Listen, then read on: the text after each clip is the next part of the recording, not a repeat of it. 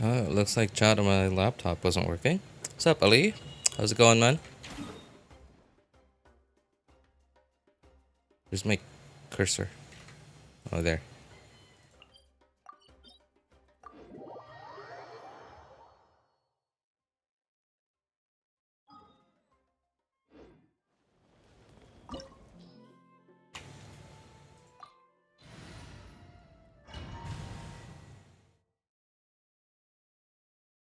Gotta eat breakfast pretty soon.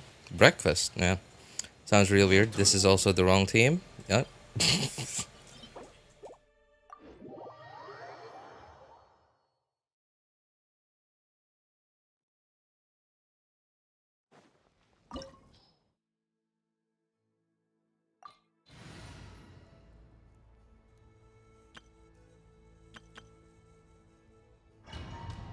I've been hearing more and more talk about that new Abyss thing.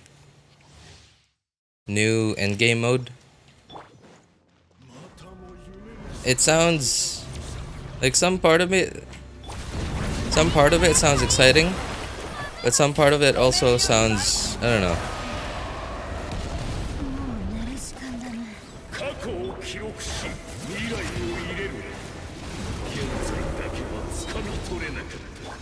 Oh, jeez.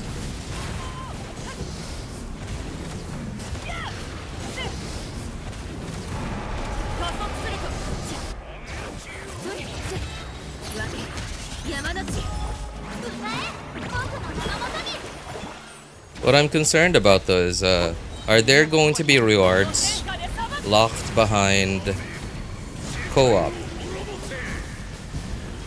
Are we forced to have to play it in co-op? Or is co-op just optional?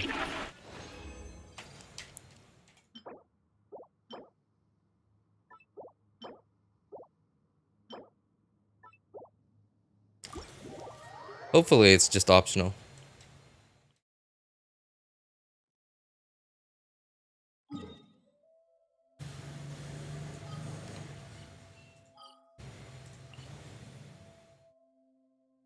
Where's the... Uh... How do I get to the new weekly boss? I already did it on this account. Oh. Okay. Random location. A weird place.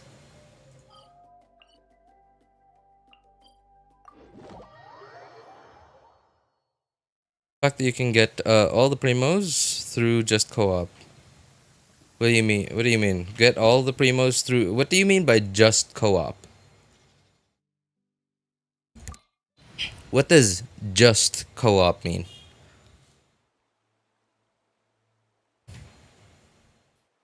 Creates a twist in the way we have been artifact farming. Oh yeah, that's right. I heard about that. That apparently it's slightly more efficient.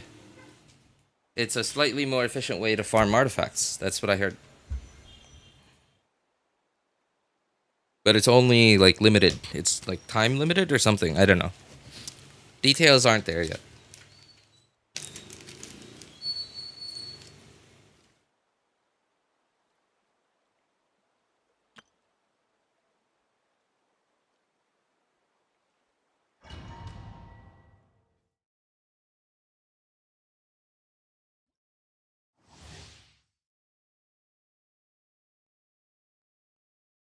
First three stages give primos. You can co-op till the fourth level. So, what are the fourth and what are the levels above stage 3 then? What are they for? If all the... Okay, you said all the primos are there. So I'm assuming that the rewards after stage 3 are going to be, I don't know, just something like constellation prizes or something.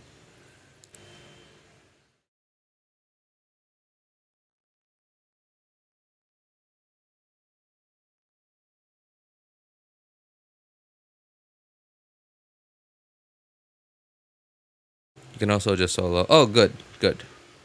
Good.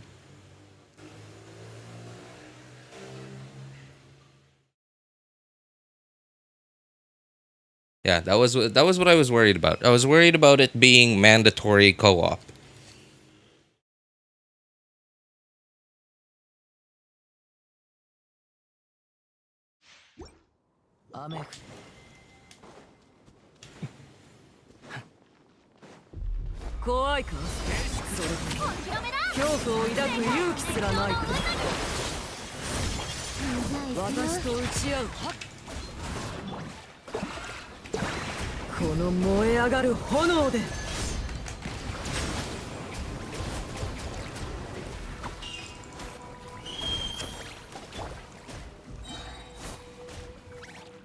I was just saying weapon skins, but I highly doubt it.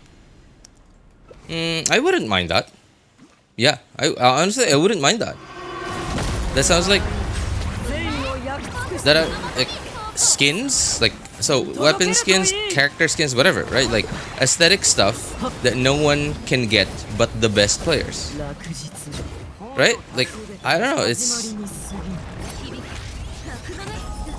it is something that endgame players in many different games in the past, and many different genres of games in the past have all strived for, right? Like once they reach like their like end game, right? Like once they reach the peak equipment that they get, or like they get close to it, at that point they don't have anything to chase after.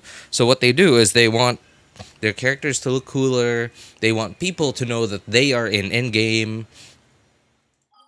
right? So and the way to do that is like to look cool.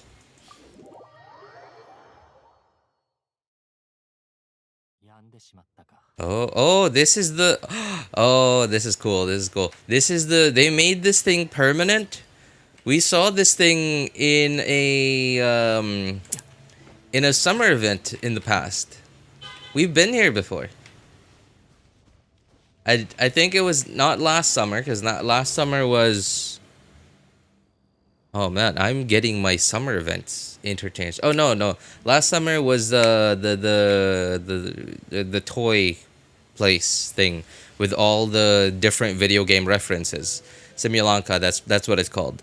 And then the summer before that, oh man, I'm getting my. Was it?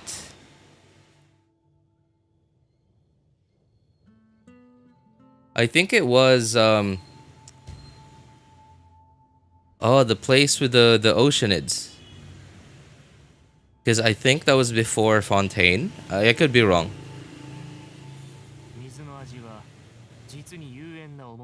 I haven't played that long. Yeah, it's fine.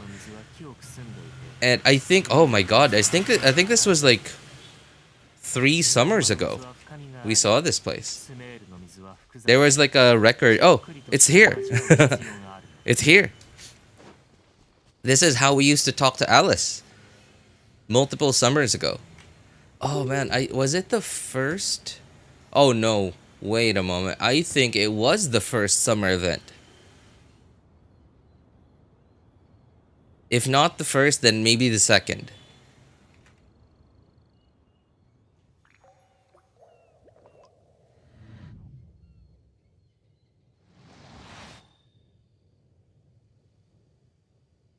I think it was either the first or the second. Yeah, because it had to do with Alice.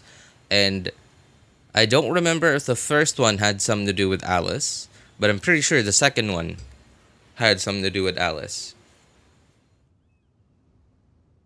No, I think the first one also had something to do with Alice. Yeah, it was Alice like leading all of us on to go to the islands. Shoot, what were the islands called? The Golden Apple Archipelago. There we go.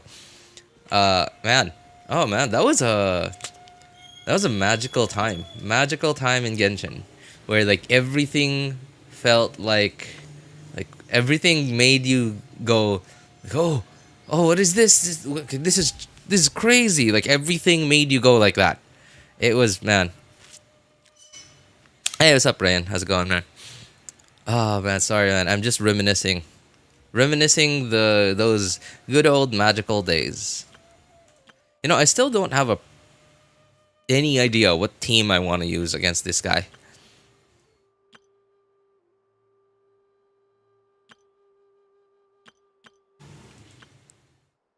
No idea. Still got no idea. Yeah, but my freeze teams. Oh, wait a moment. That's right. Hang on. Hang on. I do already have her. Uh, ooh. I need to replace you with someone.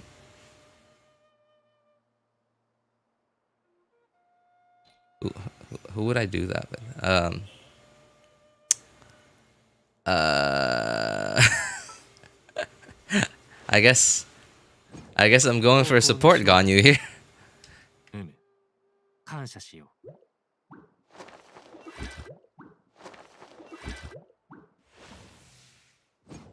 Hmm. Feels a little awkward to have Farina on slot 1. Yeah.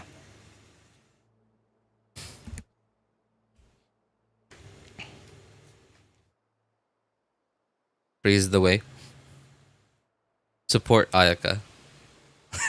Support Ayaka. Oh, is my Ayaka even built? I remember frequently having to borrow her sword. Very often.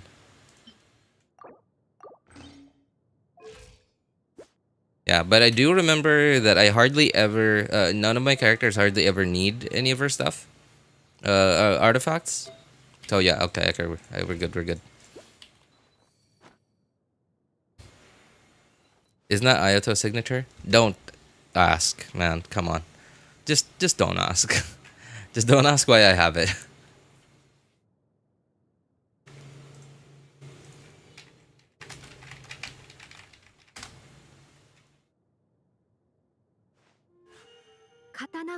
Hey, what's up, Lindsay? What's up, Ozzy?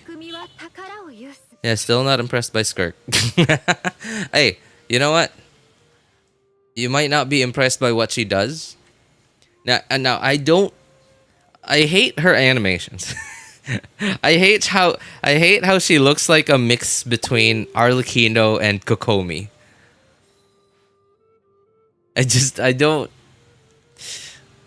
the animation, like the weapon animation stuff. Okay, looks cool. It looks out of this world. It doesn't look like it belongs in Genshin, but I understand. She's not from Tevat. I get it. So, okay, out of this world is like they have that. They got it. They have out of this world down. But her like fish like animations, I don't know. It's like she just looks like Kokomi normal attacking, really.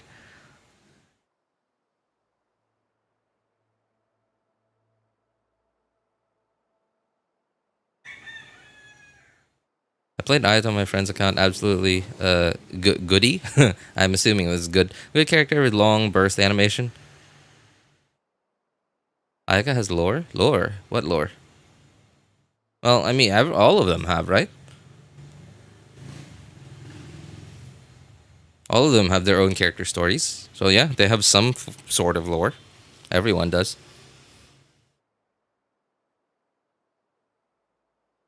My friend saw who's coming for reruns and they're not happy. Well, we have her coming back sooner or later. Yeah. I mean, I'm not happy either. I don't even like look at character reruns and character release leaks. Right? And I don't even pay attention to people talking about them. I mean, I can't just turn my ears off when people talk about them. So obviously, I can't avoid them when people talk about them. But it's about time that Mawika gets a rerun, whether it be the next patch or I don't know, like if they don't suddenly change their pattern so far, then 5.7 should be. Wait, is it 5.7? Yeah, 5.7 should be a Mawika rerun. I'm not happy about it because I got screwed over by RNG on my third account, and my third account is bone dry on Primos all over again.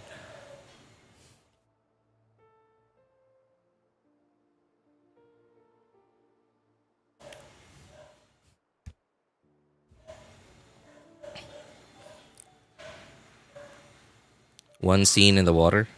What water? Been waiting for her since he got a certain other character that goes well with her.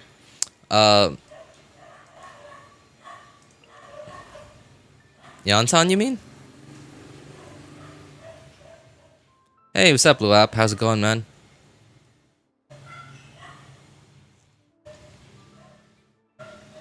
What was Yansan's animation? He just did. Oh, okay.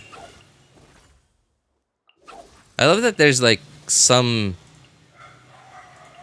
Yeah, there's like some sort of animation that show you what their element is. Why is? Okay, that's Geo. Chevreuse has barely any pyro in her animation. Like, you. I don't. Okay, why am I not seeing it anymore? Nope, I'm not seeing it anymore.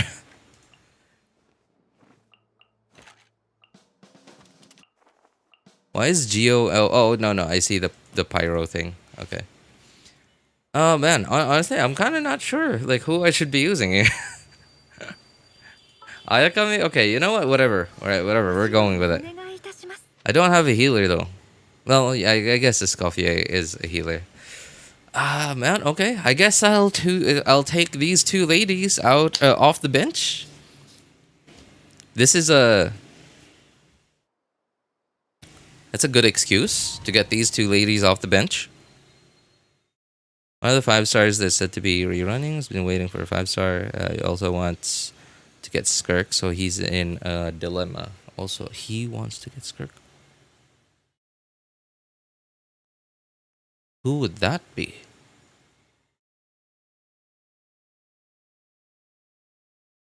Ayato? No, obviously Ayato's a DPS. I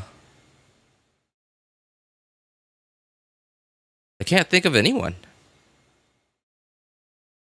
You also said he, so I'm thinking of the male characters. Who would that be? 5-star cryo male.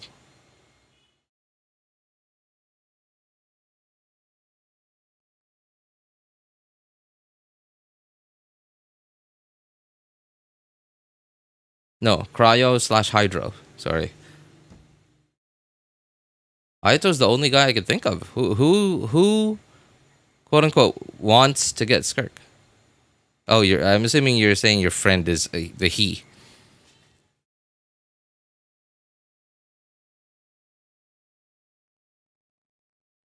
Well, new quality of life. What do you mean, Luap? What quality of life? Character who goes well with one of the characters that's rerunning is male. MALE, my friend. MALE. About the characters ones that are supposed to be coming in. 5.7 are female. Oh, that could be anyone. Okay. I haven't really thought of a rotation for this team. So I actually have no idea what the rotation is going to be. What is my rotation here? I get no idea.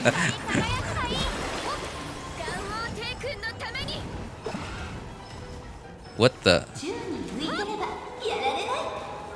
Oh. Okay, I thought cryo was supposed to be... What the heck? Good at breaking this thing.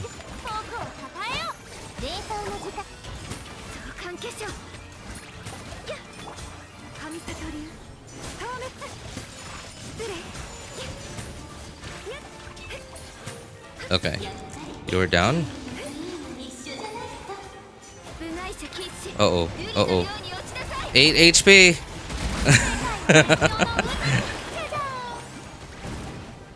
Oh my god. The 0 energy recharge on Escoffier is really not helping me. By the way, if you guys are wondering, maybe not. I don't think it's absolutely 0 ER, but it is not a lot. Like I barely have any ER. Uh-oh. Uh-oh.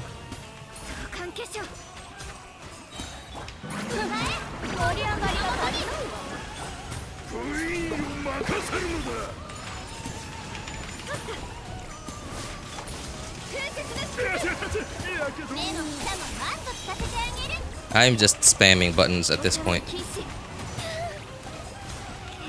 Wow, okay, that hits hard. I have no idea what I'm doing here.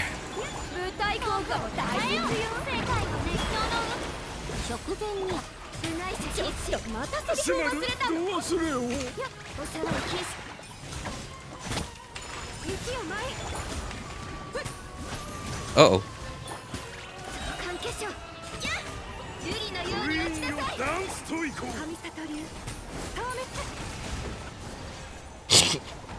I don't know about freeze is the way to go.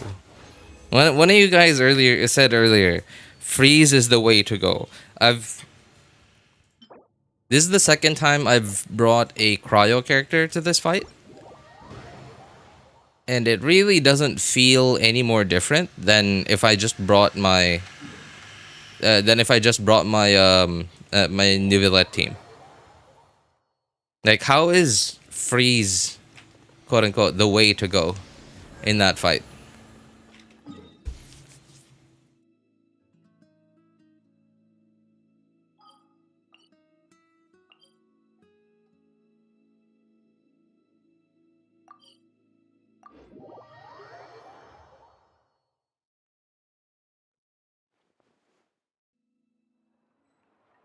Hey, Lindsay. Hey, Rayan. Sounds like you found a friend in chat. Somebody else is also waiting for Ayato.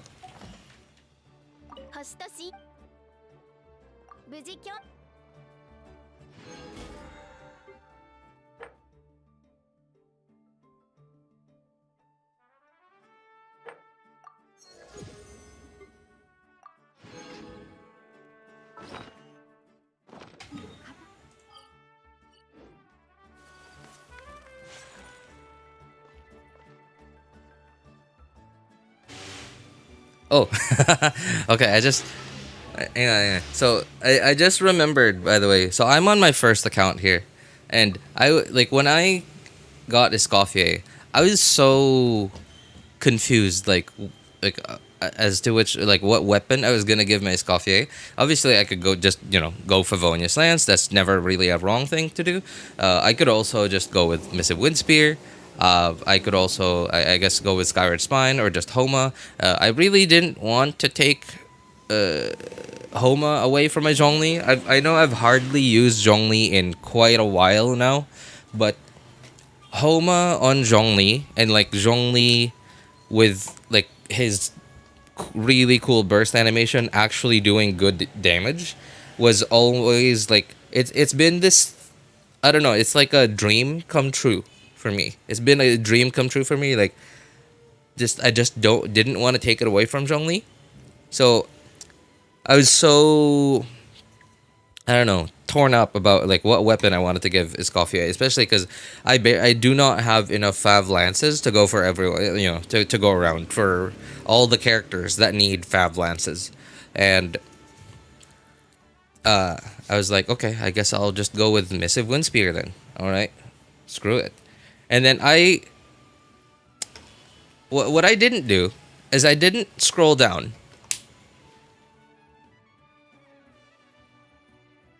I didn't scroll down, so I didn't see that I had this. And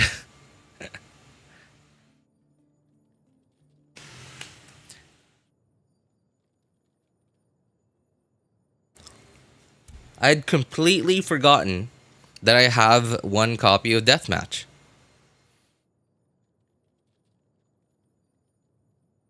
I use Deathmatch for Effie. Who's Effie?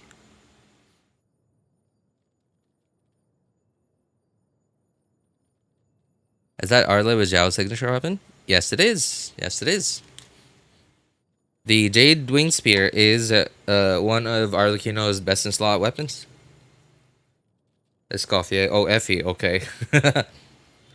Yeah, yeah. And from what I understand, I think Deathmatch is one of Escoffier's best 4-star weapons, if not the best 4-star weapon. I think it is. I think, yeah, I think it might be Deathmatch. In fact, yeah, I'm I'm actually really happy that I finally have an excuse to raise this thing because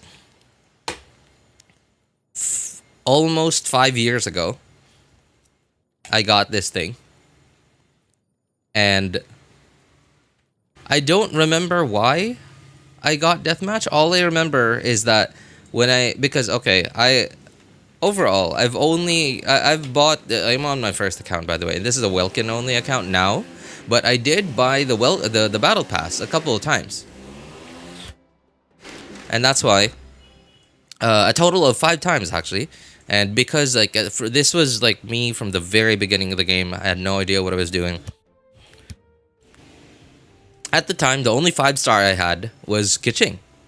And I kind of thought, well, doesn't Kaching do normal charge attack damage? And I was like, okay, hey, I guess that's great. I'm having trouble building crit rate on her, and I'm having trouble with survivability, and this thing does like like heals. And I was like, sure, why not, right? So every battle pass I got, I picked Black Sword until I found out a little bit later that apparently it was actually the Black Sword is actually a terrible weapon. Well, not anymore now, because like back then, hardly any characters in the game. No, actually, you know what? Yeah, I guess hardly any characters in the game. Like the Black Sword was not good at all on like almost every character in the game way back then.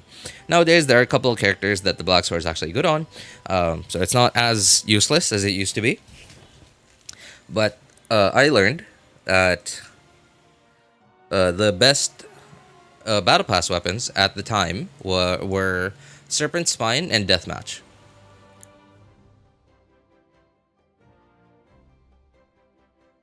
Hey, what's up, HMS? Streaming again while I'm at school. Sad life. Can't listen to you. See ya. Oh, I guess you can't hear me, but hey, thanks for stopping by, HMS. Take care, man. Have a good day at school. Should be a good one for her. I'd leveled up for Lance for her, but it turns out Inazuma event weapon. Ohanashi? What? Is that hang on, I think was that the thing with the eye on it? Yeah, this thing? Jeez, I had no idea what this thing's name was. Ohanashi, jeez. When you said like event weapon from Inazuma, I was like, okay, pole arm, event weapon Inazuma. Is that the thing with the eye on it? Because like this weapon just looks very Inazuma to me. And I was like, okay, maybe it's that thing. But I had no idea that it was called Ohanashi. Tamayurate no Ohanashi.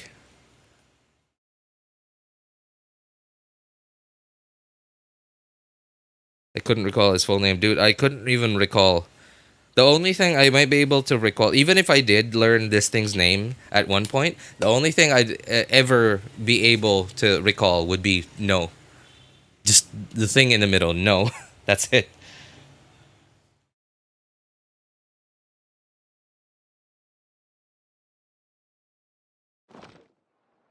And now I'm actually kind of excited to I finally have a reason to raise deathmatch. By the way, here is my Escoffier's ER. a measly 11 ER. What is her burst cost, by the way? It took me so long to get her. Just 60. Yeah, it took me so long to get her burst up while I was doing that weekly boss fight.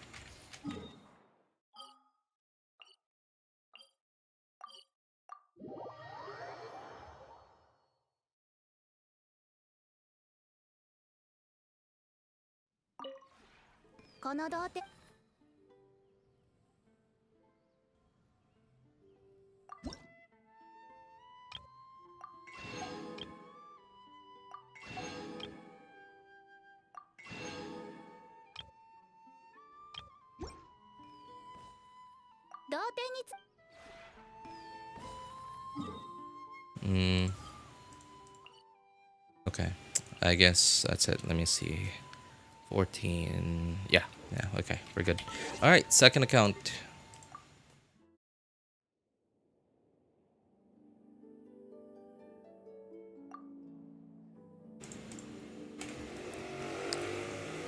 It's R5, so she gets 40% skill damage from it, but the deathmatch polearm has to be a very good one for her. R5. Oh, you mean the Ohanashi? Skirt. Drip marketing. Hey, what's up, Shannon? Yes. Yes. Literally, when I started streaming, it was probably like 45 minutes to an hour after the drip marketing dropped.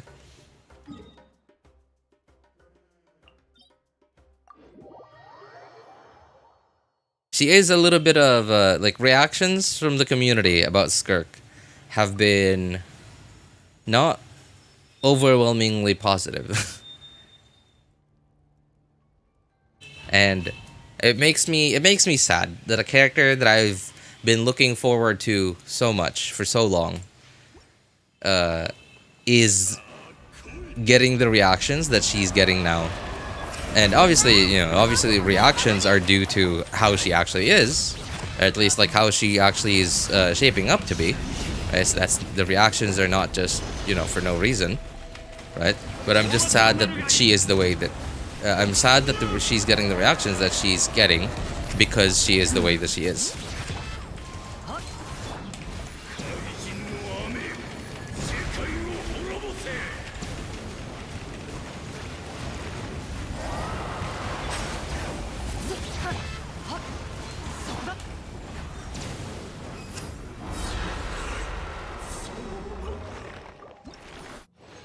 Hey, Ali, didn't you say hello already? Oh, I guess you left. And then you came back from lunch. From what I understand, deathmatch is actually pretty good. Like, quite good on, what's her name? Escoffier. So much so that I'm actually considering buying the battle pass again. Just another 4 times to get my deathmatch to R5.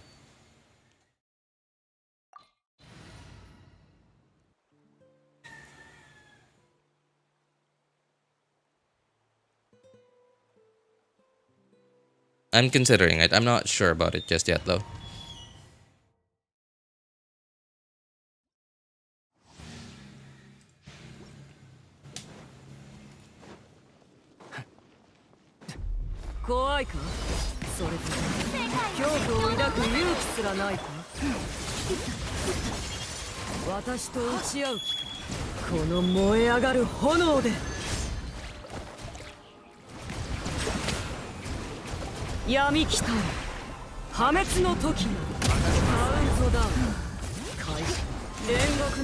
Darn it, I didn't swirl Hydro.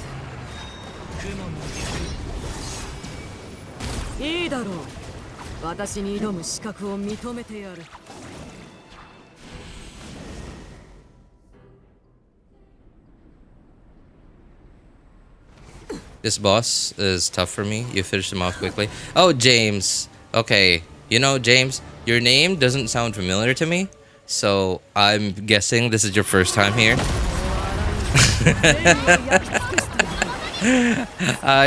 I'm sorry. I'm not laughing at you.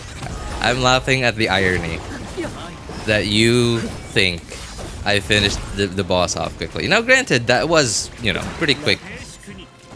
And it was definitely one of my best runs of that boss.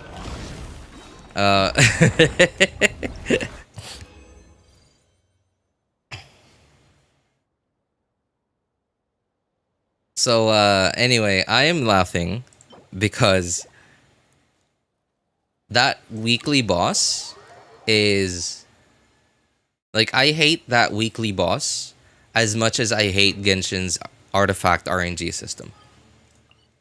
Oh, right, I haven't done shoot, what's it called? New weekly boss here yet. There. In fact, almost no. Has it been every week so far? I don't know. Maybe I might have skipped a few weeks. Almost every single week that I do weekly bosses, I just like spend 20 to 45 minutes yapping about how much I hate that boss. is the wrong team. Okay.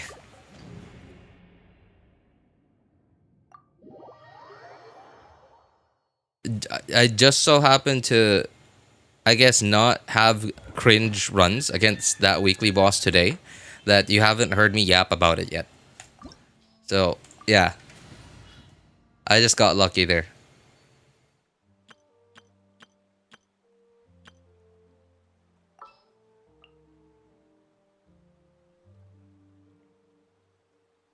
Where is she? Oh, there. 気晴らしに出かけましょう。その間に熟成されて美味しくなるわ。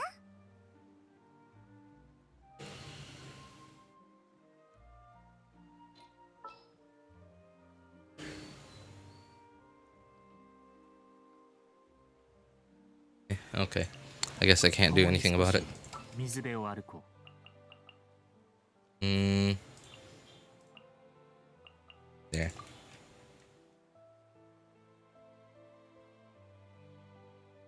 It's okay. Whatever.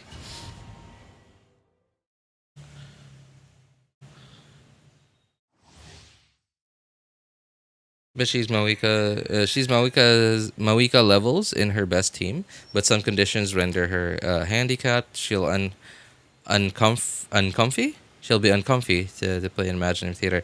Oh man. Oh dear, Shinrin. I haven't even thought of that before. Like I knew that. Like I already thought of the fact that like her best team was going to be like at least like somewhere around like double the DPS ceiling as her second best team, right? Like she's gonna be really good in her very best team, in her very best one or two teams, but her like not very best teams are going to be so much worse. And I can't imagine that in Imaginarium Theater, where you don't have the luxury of being able to use the teams that you want in every single fight. Oh, I hadn't even thought of that. Like Imaginarium Theater, I already knew. I thought about that already, but I didn't think about Imaginarium Theater. Oh man, that's ooh, I'm not looking forward to that. I had to get Varesa talent materials from that Lord of Primal Flame. Even before doing the Natlan Archon quest, got my behind kicked. I've never liked that weekly boss ever, not even once. As soon as I fought it, I just instantly knew I was gonna hate it, and I was like, yeah, I was right. I still hate it. I also heard she's gonna be busted in new endgame content they'll introduce. Oh yeah, because the fact that like look, so I heard, right, people are saying that we start with 0 energy in this new endgame mode. And the 2 characters that do not use energy, there are only 2 out of the however many characters we have in Genshin right now. We probably have 60 plus or 70 at this point. Are Mawika and well, according to rumors, Skirk. Right, like, yeah, according to rumors, she's not gonna use energy, right? And isn't that right? It just so happens that hey, we're releasing new endgame content, and you don't start with energy. Like, okay, but here's a character that doesn't use energy, right? So if you pull for her, then you're gonna enjoy the new endgame content that we're giving you, right? It's like Apple. It's like Apple removing the headphone jack and saying they have the courage to move on, like to move forward with technology, and at the same time selling you a really expensive pair of earbuds, no, wireless earbuds, to go with your smartphone that doesn't have a headphone jack.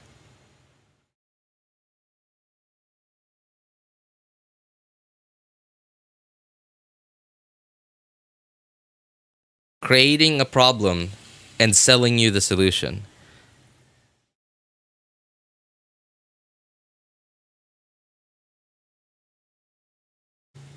Nilu is barely usable in Imaginarium Theater unless you build her crit. Crit Nilu. Oh, that's cringe. But hey, I think it would be new, right? Like it would. I think it would just look entertaining. Just the fact that like, just the fact that it looks different. 騒ぐな。私は帰ってきた。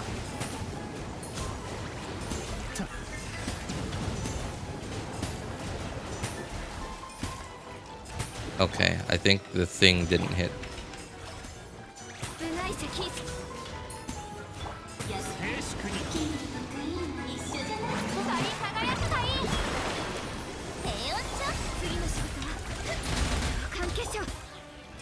Uh-oh.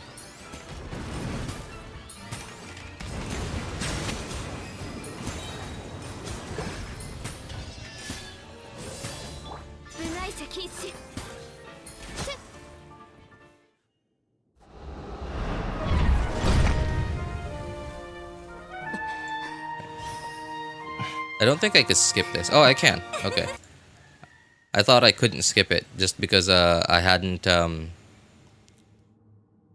the art conquest on this account yet. 大松となるがいい。 Ow. Ow. Thank goodness for Farina being tanky. I pressed Alt 2. Alt friggin' 2.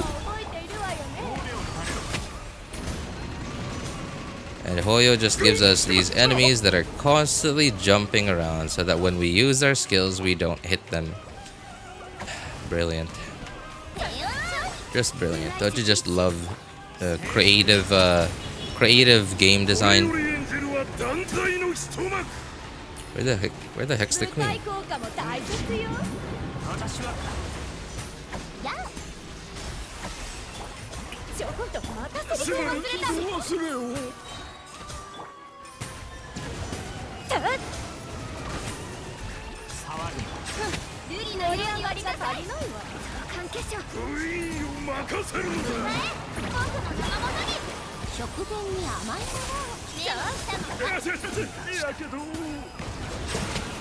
It seems really weird that like I'm fighting a boss, but I sometimes see it get frozen. It feels wrong.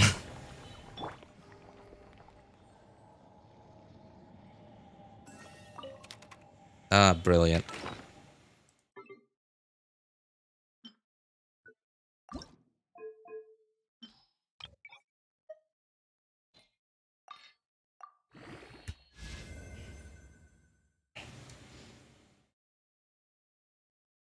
She's unfortunately here.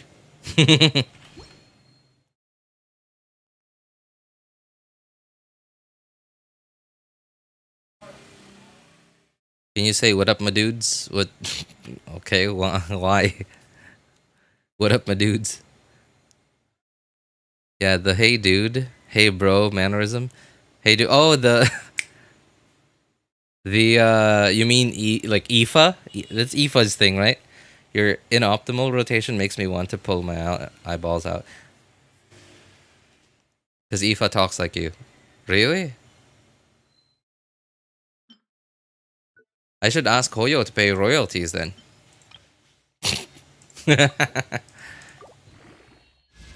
Hey, what up, my dudes? Does he say it like that? I feel like I'm, like, I speak a little too dryly to ever be, like, a proper VA, you know, or, like, to sound anything similar to, like what a video game character would sound like.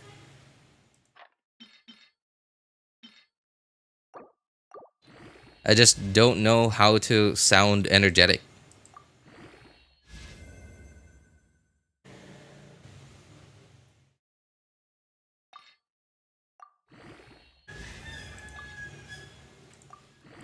Yeah, he is definitely the Ifa voice actor. I'm gonna go now. My resin caps at 2:30. Oh, oh, dude, that's like a minute and a half from now. Are you even hearing this, bro? Hearing what? Okay, give me some of Aoife's voice lines. I got Aoife and like didn't care. Didn't even bother looking at him. I just clicked on Aoife's character on Aoife in my character list just to get rid of the like yellow new line of text, and that's it. That's as much as I'm gonna care about Aoife for now, at least.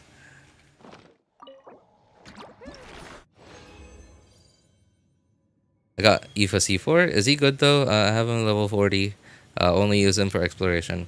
I think that's really his best asset is Natlin exploration. Other than that, sucrose. Just use sucrose. If you because you're gonna use the same amount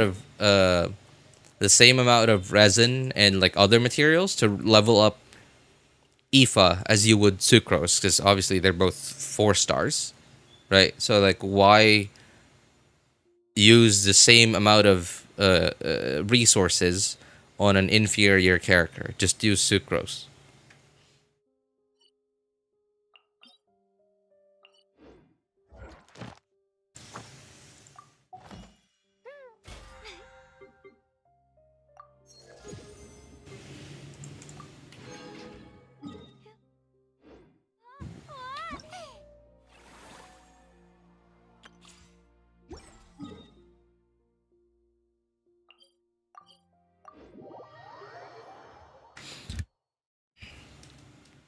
Just say anything, bro. Just say anything with bro, man, or dude. You nail it without trying. Oh, come on. That sounds, bro, sounds so cringe to me. Like, to at least to me, I'm an old dude. Okay, I'm an old dude, so like maybe in the 2010s or like before, yeah, in the late 2000s and the early 2010s, I would have been fine with it. But just now, it just sounds so cringe to me. Like saying bro. Hey, what's up, bro? What's up, bro? How you doing? What was it again? Man? What was that? Bro, man, or dude? Okay. Hey, what's up, dude? Okay. Dude. Dude, okay. Dude seems okay. Dude seems okay. But bro, man, it's just... I also use man a lot. Even, like, ladies, I call man.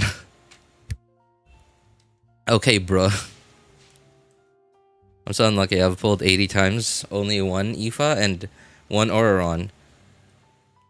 But I have C10 Layla now, jeez. You know, I wish, well, technically, any constellations above C6, you get, like, any more copies of a character, you get 5 Star Glitter, and I guess it's okay. But, like, I wish you got something better. You know, like, maybe, like, I don't even care if it's not Star Glitter. I wish that it was just more than 5. Like, 10. That would have been nice.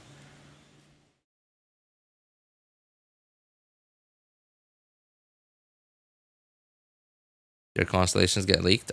Dude, it's Genshin. Everything's already gotten leaked way before today.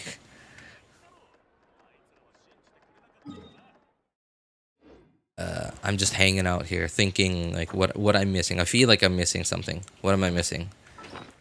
No. Okay, we're good. All right, just get my teapot stuff and go. Bro, give me an answer. I want to pull Raiden for C2, but I want her C3. It's good or just finish the C2? Thank you. Oh, dude, seriously, that's actually a really good question. How much do you like Raiden Shogun's playstyle? Like her hyper carry. Remember, this is C2 and C3 are just for hyper carry Raiden Shogun. They are completely useless for like support Shogun, or like, and when I say support, I'm talking about like off field Shogun, you know, like hyper bloom Shogun. Right? So like how much do you like Raiden Shogun's hyper carry playstyle? Like if not hyper carry, then at least like on field driver playstyle. For me, I went for it. I'm on my second account right now, and both my second accounts, my second and first accounts, have C3 Raiden Shogun. because I just really, really like it. I just really like Raiden Shogun's on-field playstyle. Like I like rotating through. I like starting on Shogun, pressing E, rotating through my other characters, and then like finally with that big like, that big hit. It's so satisfying. If you are short on primos, right? Like if you know that there is going to be a character coming very soon that you feel like you really, really need to get and can't wait for a rerun for, then maybe stop at C2 for now. But if you know that there isn't a character there's nothing else on the same set of banners that you want, or that you don't hear anything about like a character or a weapon or something that you need to pull for that's coming soon, then sure, go right ahead. Go all the way for C3.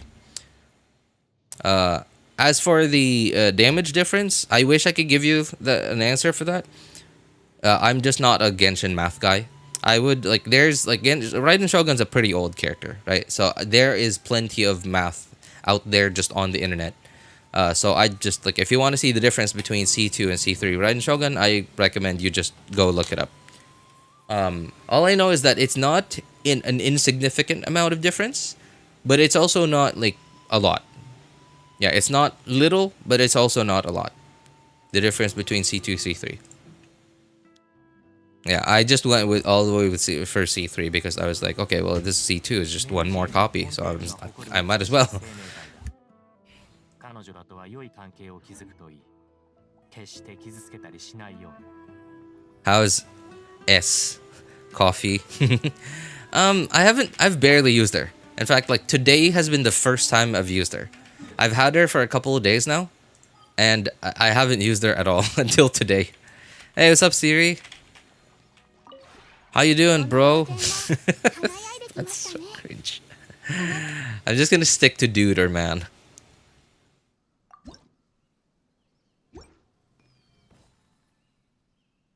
I'm getting Skirk and Ayato. Oh man. Hey, you've been waiting for a really long time, Siri. Been waiting for a really long time for Ayato. Ayato's is Ayato still the only character you don't have? C0 1k EM Raiden, C3 1k EM Raiden is the same. Oh man, don't remind me. Don't remind me. I'm like, you know, one thing I'm really disappointed in is that, so, I, in almost every Hyper Bloom team, I almost always prefer Kuki Shinobu. But there's just one Hyper Bloom team that I've used at least a couple of times. Now, granted, it's not my first pick for Hyper Bloom. It's not my first pick, so thankfully, I don't see myself ever being forced to use it ever again. But I did have to use it at least a couple of times. So it was the Neuvillette, like rainbow team. This was when I got Neuvillette for the first time, and I had him at C0, no signature weapon. And I kind of thought, well, I want to get that third draconic stack. And I know like this team doesn't buff him a lot, but at least like there's Hyper Bloom, there's Virgins, and whatever, right? And I get 3 stacks on Neuvillette. So Neuvillette, Dia, Raiden Shogun, and Nahida. Either Nahida or Dendro MC. And boy. It's not the nicest thing I've done to Raiden Shogun. I'll say that. My Shogun was already C3 at the time, and it was kind of painful to watch.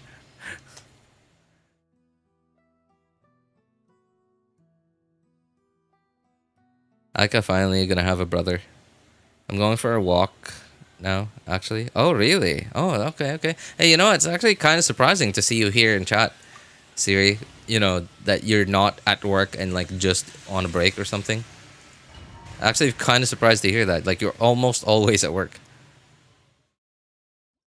He's coming second phase, so I wish you good luck getting him. Today's my off. Oh, really? Wow, dude. It's I hardly ever get to hear that from you.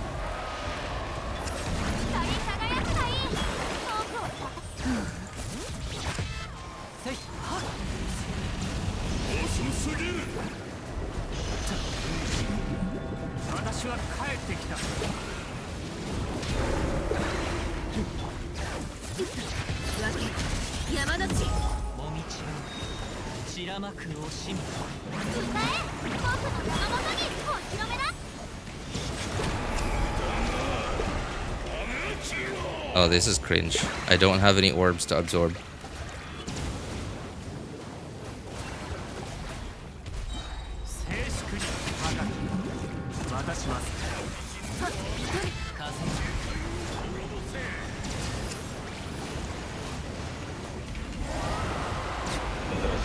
Oh man. Okay, you know what? That is actually kind of rare. Actually kind of rare. One of the very few weeks that I did not have too much trouble dealing with this weekly boss. Yep. Thank goodness. Thank goodness I didn't have to yap about how much I hated that weekly boss.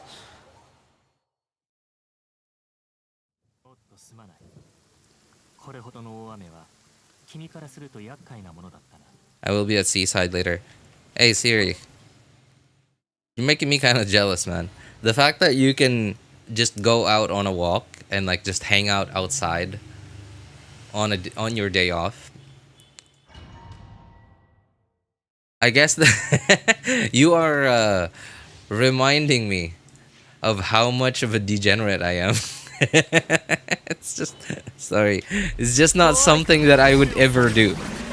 Like, I don't know if you're single or whatever, and you definitely don't have to share with me, like, whether you are or not.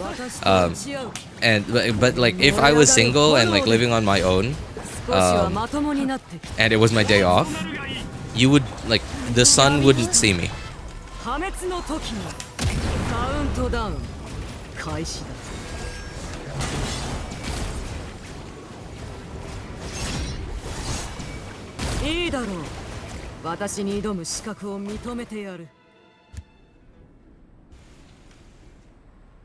Work hard, relax slow. Yeah, I mean, like, you know.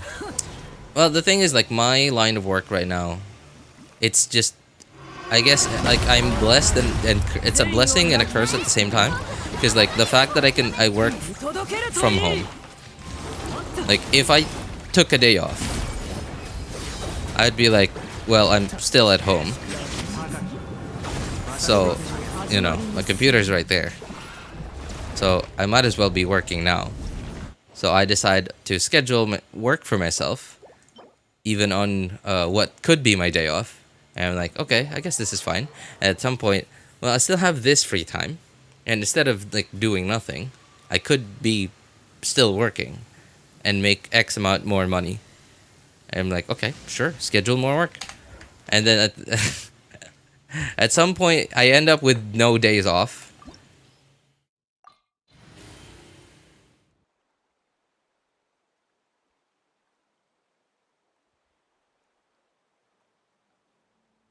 Stallone and Kazuo and one team is so scary. Yeah, dude, it is.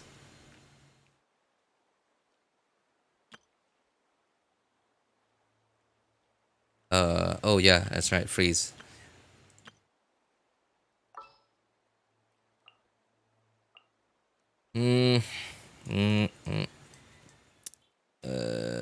Right. 気晴らしに出かけましょう。その間に熟成されて美味しくなるわ。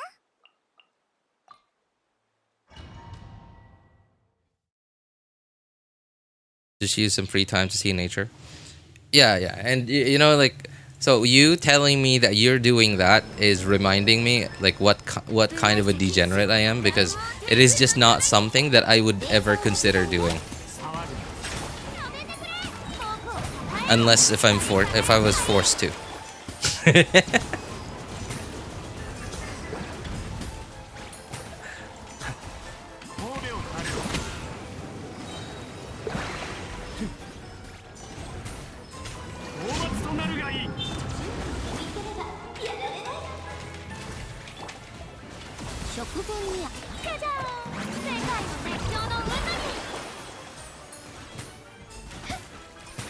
Uh-oh. Oh! Yep, there we go.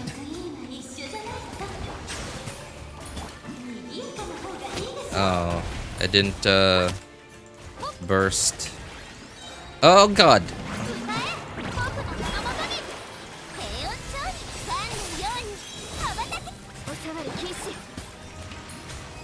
Nope, no orbs on the ground. Where's the king? Oh.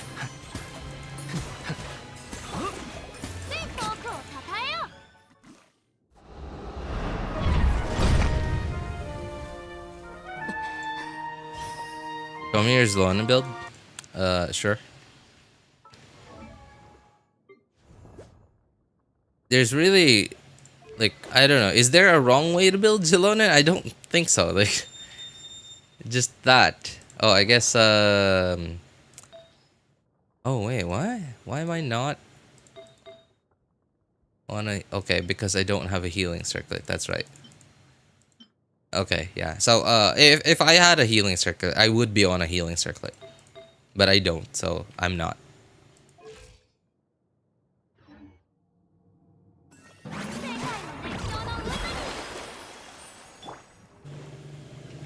I just used my burst and like these guys didn't even care.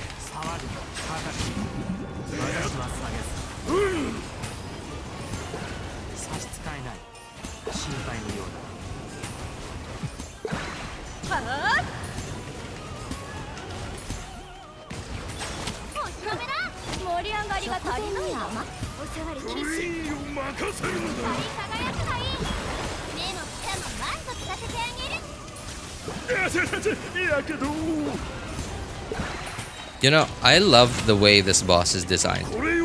Like when you start the boss fight with them, like that's single like freeze frame of them looking down on you. It's so cool. It's easily one of the coolest things like that I've ever seen in the game.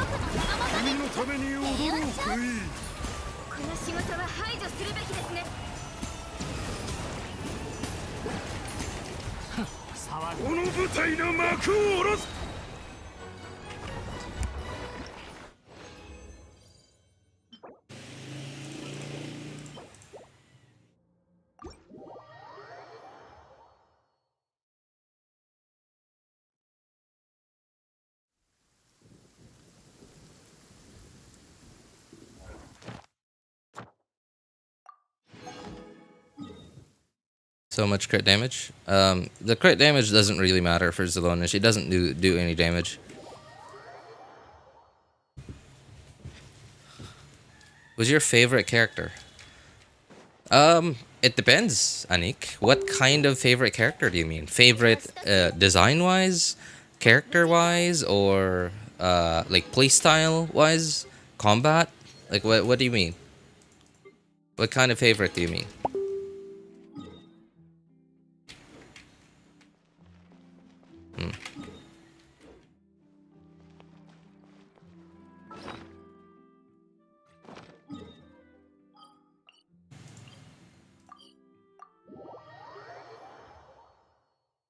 Ganyu support era. Pulling for Ganyu just for the taunt and cryo bonus on her ult.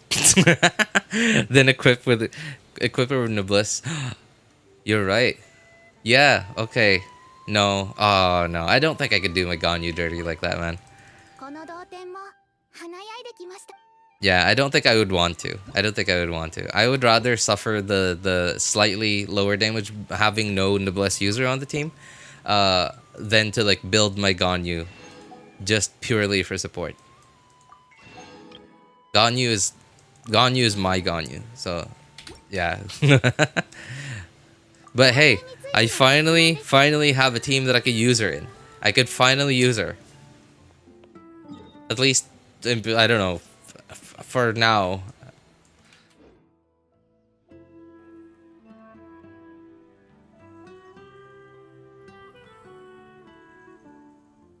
Design-wise?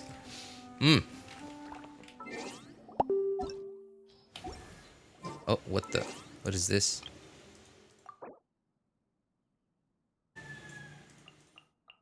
Okay. What? Did I not click on that already? Design-wise. Design-wise.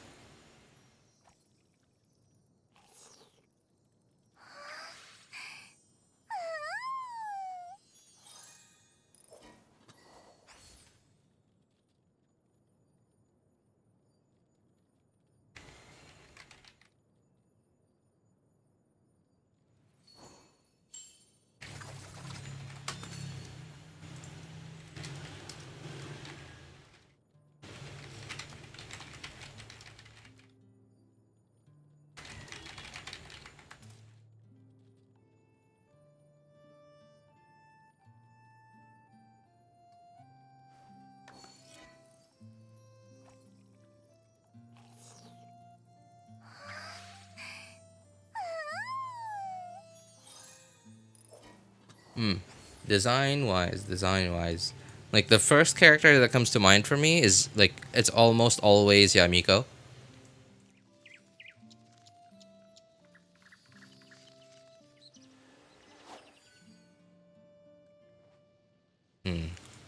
But you know, now that Yamiko is just a really old character, I cannot remember like because we have so many new characters in the game already. Like a lot of the new characters in the game don't come to mind immediately for me. So I have to look in character archive almost every time someone asks me that question. Yeah, I guess it's still Yamiko. Design wise, yeah, it's still Yamiko.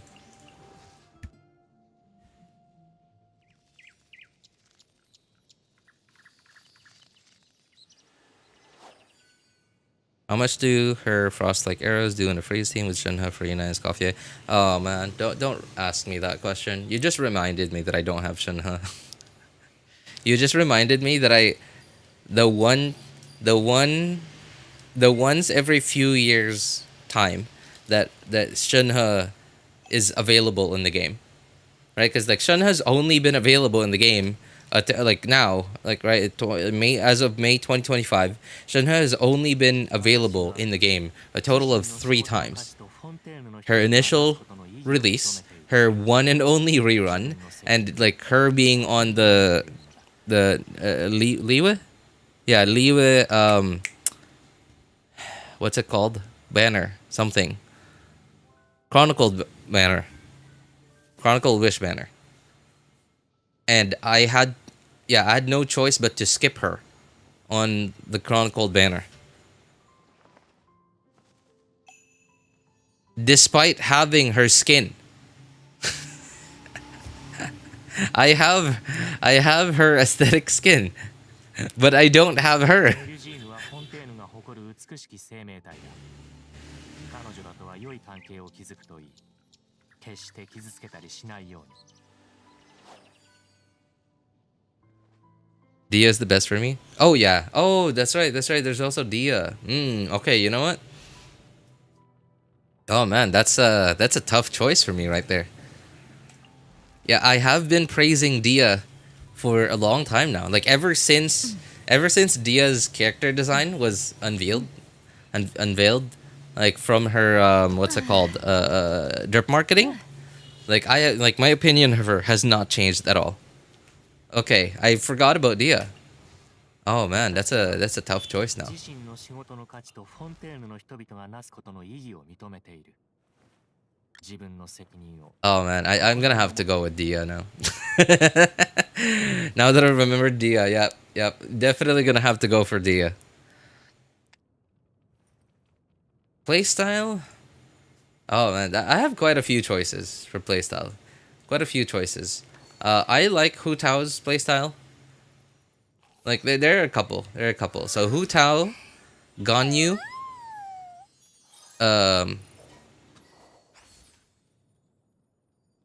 Arlecchino, Nivelette. I guess like I dare say Mawika as well. I still hate Mawika's animations, but I like that playstyle where like it's similar to Raiden Shogun, right? Similar to Raiden Shogun, where I start with Mawika / Raiden Shogun, press E on them, you swap to your other characters, you rotate through them, and then you go back to your DPS, which is Mawika / Raiden Shogun, and then you do a big burst. A big burst that gives you a big satisfying number. With a decent amount of AoE. And it's just so satisfying to me. But I still hate Mawika's animations. Like the bike doing donuts thing, I just could please, if Hoyo could come up with something better, I wouldn't mind them suddenly changing Mawika's design, honestly. You skipped her for who? Wasn't it in the same patch as Mawika and Setlali? I don't remember. I remember it was because of them, but I don't remember if it was the same patch. Oh, was it the patch right before Mawika Sit Lolly? I think it was. I bought a dress for my lover, but lover 404 not found. That's pretty funny. I like that. 404 not found. Hey, what's up, Kokomi? Oh, I'm doing good, man. Doing good. How about you, man? How you doing?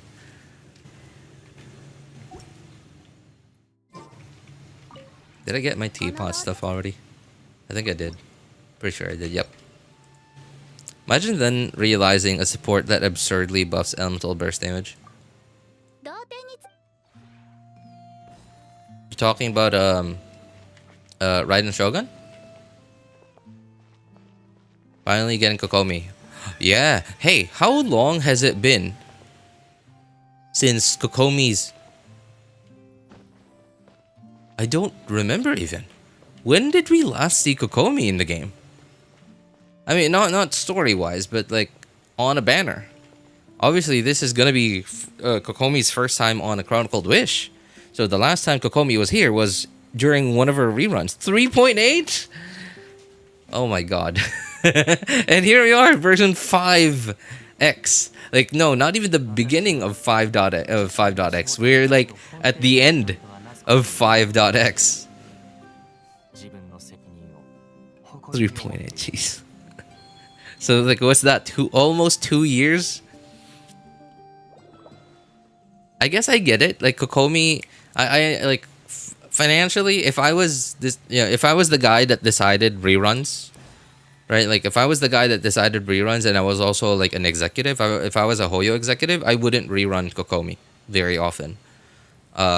She is a useful character, but her purpose is very niche, right? Like she does two things: off-field hydro application, and healing. But that's it.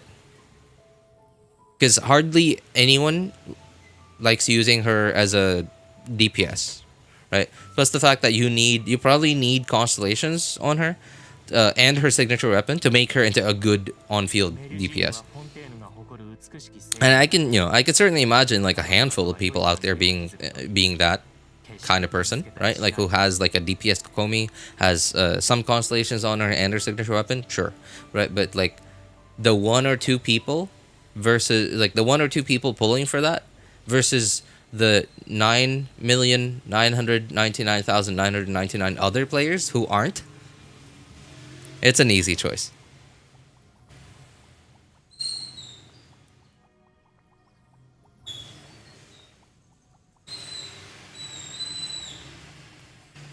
Kokomi is cute, but imagine losing Kokomi to Paimon. Kokomi to Paimon 2.0, aka Iintro. Oh, okay. You know, that would... Ito's not bad. Like, even at C0R0, he's actually decent. I don't know how well his numbers hold up in 2025, though. My biggest problem with Iintro is, like, how much you have to go all in on Geo teams just to make him good. Because ideally, like, it feels like going for Iintro, for me, feels like going for, like, Xiao or Wanderer. Or, like, a DPS Kazuha. Or DPS, or, like, DPS, Xianyun.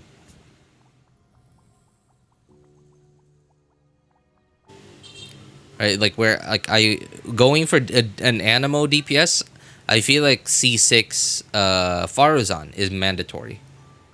Right, and like I feel the same way about Iintro and Goro. I feel like my Iintro is not gonna be any good at all if I don't have C6 Goro. Harley plunge is my dream. Did you get Xianyun already? If you did, then like all you're missing now is Arlecchino, unless you already have her.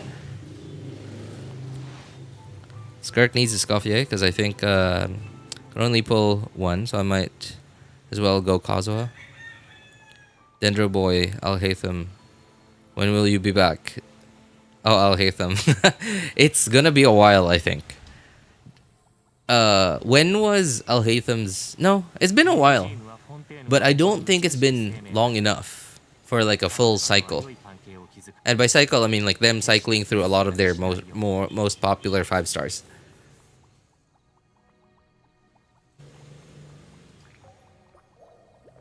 Silver Palace, what's that?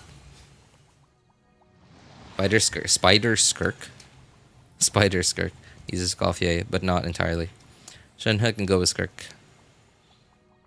Anchi. Probably. I don't know how well though. I don't know how well Shenhe would go with Skirk.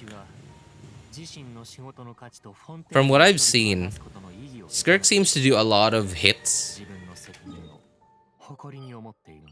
And I don't know how well that plays together with what's it called? The quills. Like Shenhe's quills. Another gacha game, I think. Probably.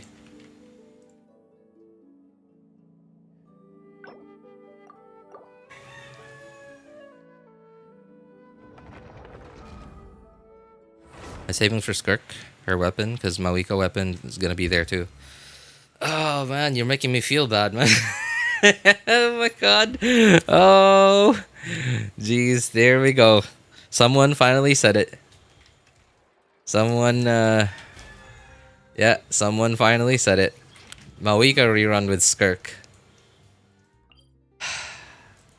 I knew it was gonna happen. I just didn't want to hear it. I just did not want to hear it.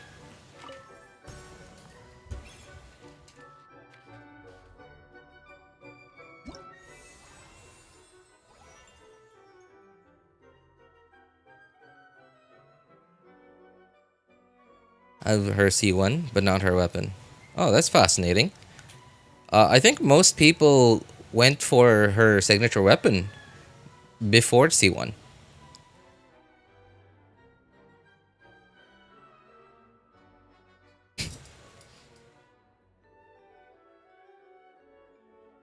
Although I think in your case it's better for in your case because now like because you went for C1 first, like you didn't have to because instead of her signature weapon, because if you went for her signature weapon, like you would have had the chance of losing to Setlali's signature weapon, which is fine. It's not a terrible weapon. It's just not that good. It's only good on her. It may be like one or two other characters, whereas and because like it's a support weapon, it's just, it's whatever, right? Whereas now, like because you went for C1 first, now you're gonna go for Mawika's weapon next, and the other weapon on it is a weapon that you actually want for your potentially other DPS as well. That's not bad. It's not bad. Mr. RC, who's RC? Is that supposed to be me? Sorry, RJ, man. Will Skirk put Zelonin out of the meta? I don't think so. Yeah, I'm pretty sure. Like it just means that it's just a character that doesn't need Zelonin. That's all there is. Because like a new character releasing does not make an old character weaker. Right? Like Zelonin is still gonna do exactly what she's always done.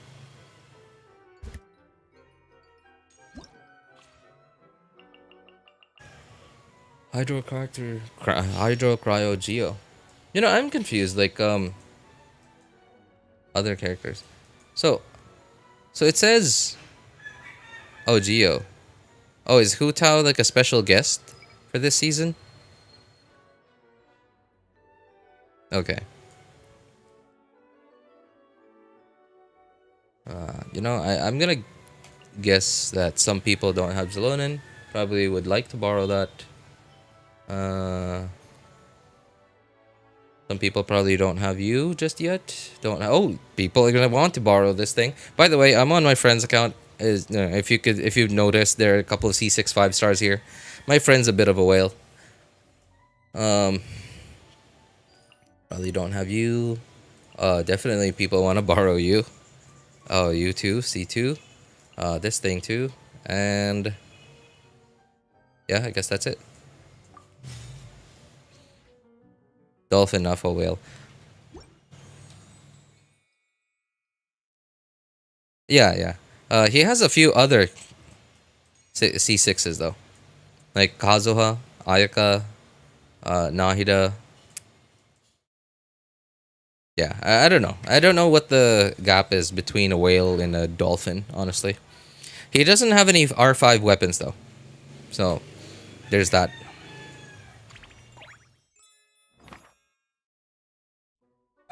Sucrose can use Silali signature? Really? Sucrose? What does Silali signature do?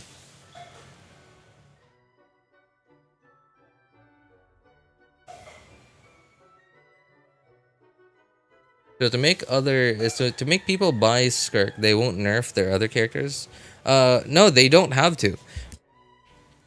They don't have to, Sumik, because I don't know how long you've been playing Genshin, but the way that Hoyo sells their new characters, or if not their new characters, then at least the characters that they're rerunning, is by changing the end game content to make it so that using the new character or the characters that are rerunning feels satisfying to play.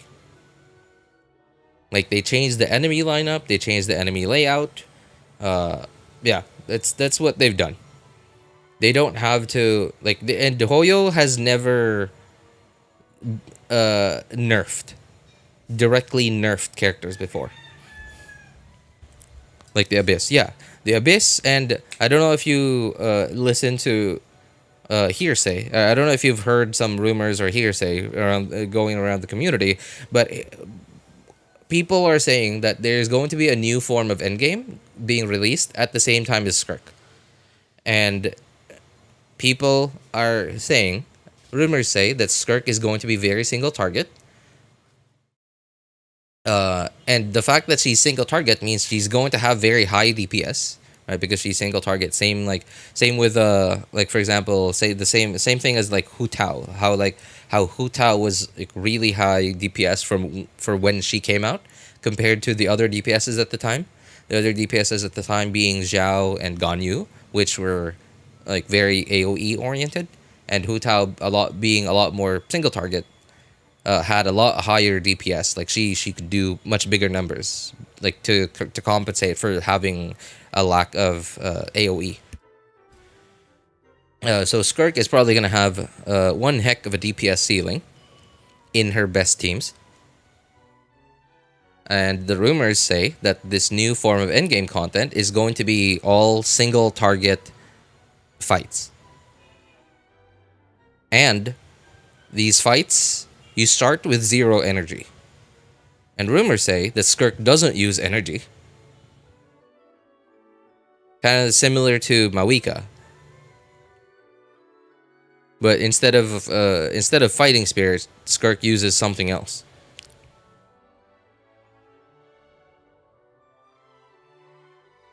Mizuki was painful to use for me now. I only realized. Hey Siri, okay, you collect characters. Did you actually pull on Mizuki's banner just to get Mizuki?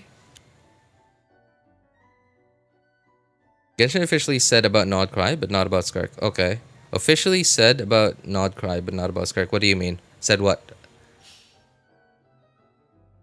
I need Mizuki's signature weapon or Nahida's lamp for my Ifa. What? Oh my god, what are you doing, Shinrin? What are you planning to do? Hoyo going stupid route, releasing a sub-region first before main region. Rumors, people are saying that we're not gonna go to Snezhnaya in 6.0. And some people are speculating that Snezhnaya is gonna be in 7.0.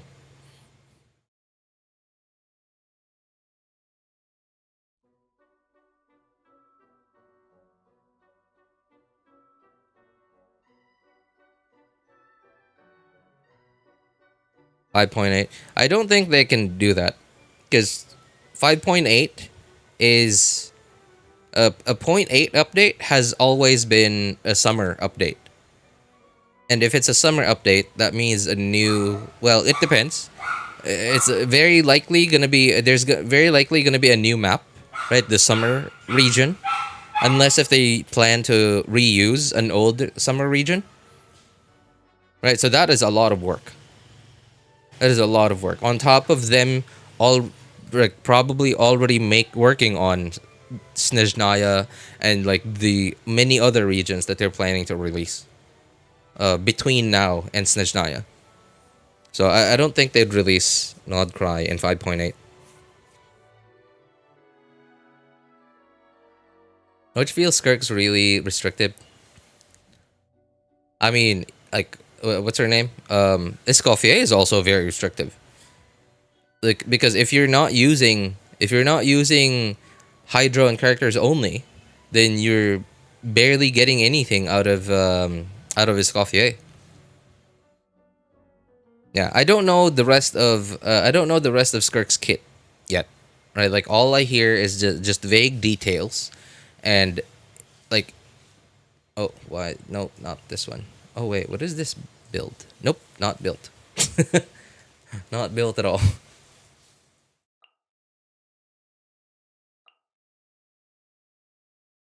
Oh,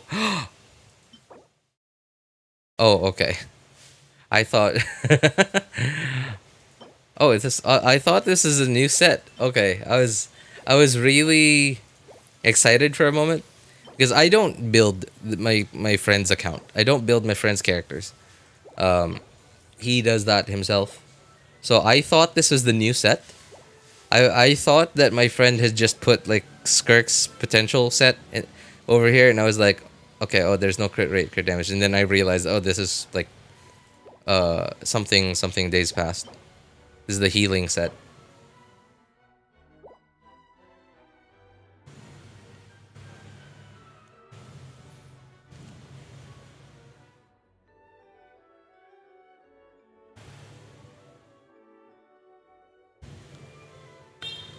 Only 2 points touching Snezhnaya. Snezhnaya's port, Dornmont port, and Fontaine northern part.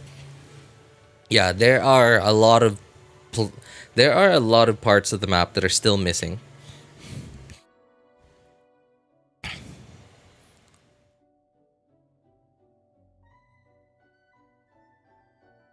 I use my Farina with Skirk, then I won't be able to use Farina with Nivillette, which makes it harder. And we really don't have a Farina replacement.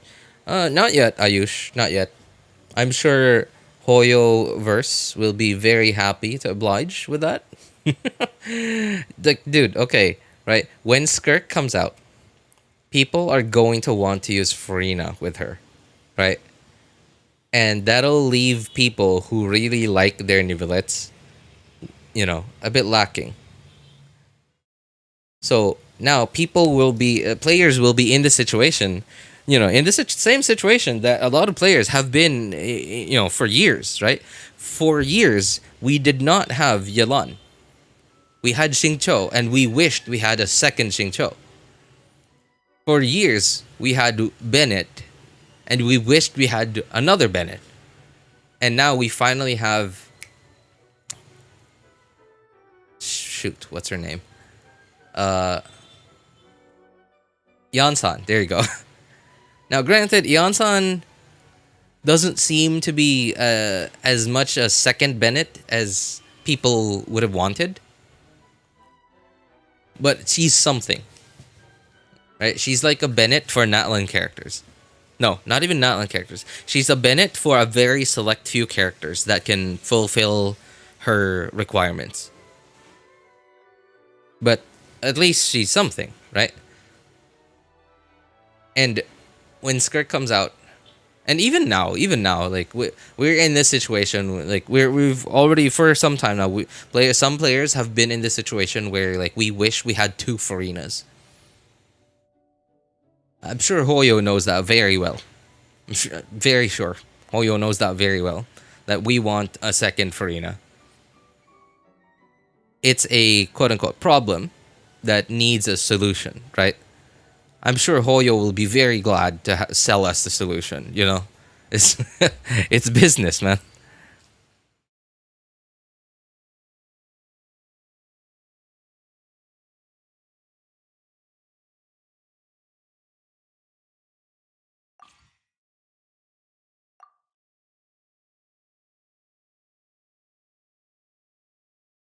Wow. I'm surprised. My friend barely has any.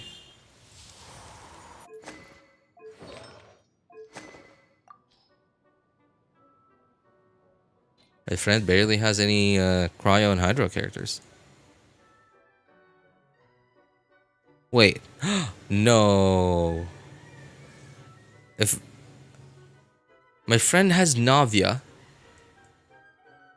even built Yunjin, has Kokomi, and even Nilu, and Ayato, and Shunha, and Sitlali, and he barely has enough to fill this? What am I gonna have on my account? Am I even gonna be able to do... man, what is this difficulty called? I don't remember. The highest difficulty in Imaginarium Theater? I haven't looked. I haven't looked yet. Oh my god, okay, this is concerning. I'm a little concerned.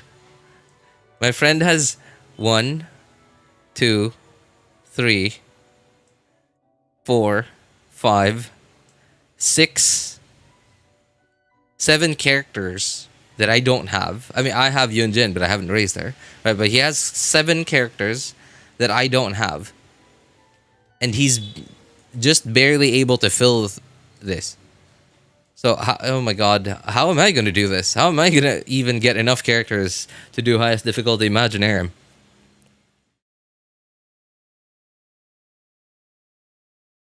I think 5.8 they might release a Hydro character related to Skirk's kit to kind of replace Farina. We're probably, yeah, it's probably going to be a 4-star first. That's so far that's been the pattern.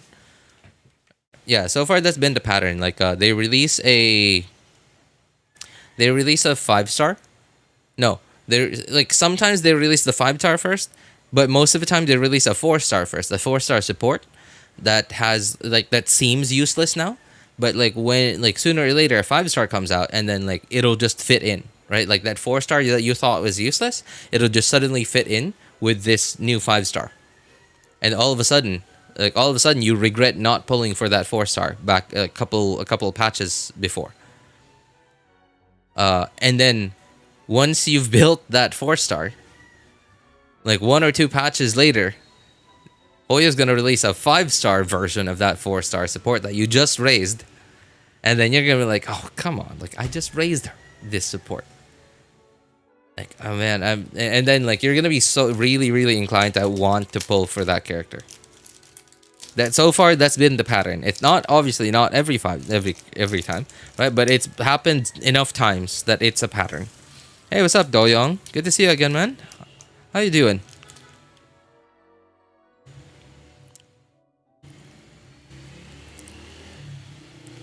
No call my mom. Be right back. All right. Take care, Siri. Have Escoffier. Hey, congrats, man.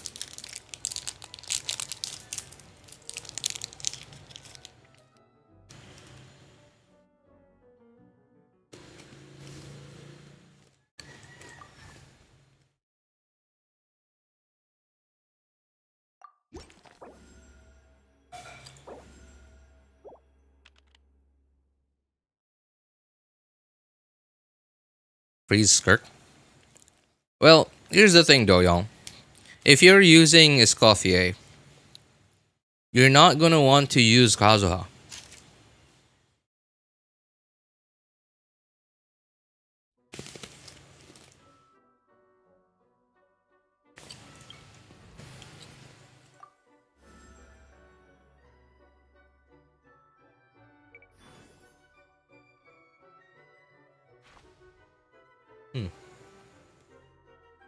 Is this the thing that makes you plunge?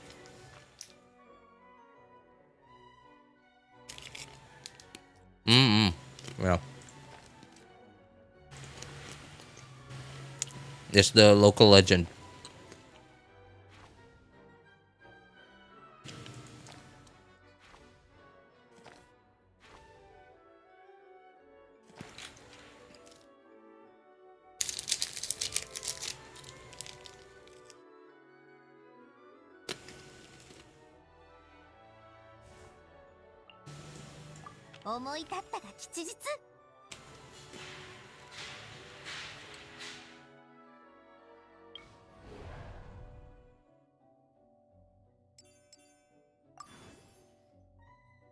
Um, this is. Hang on.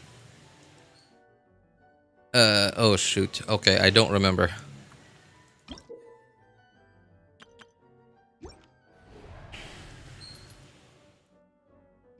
Okay, I have to leave. Is this the Imaginarium Theater where I have to get 9 stars at least? Like they're I can't remember. Here?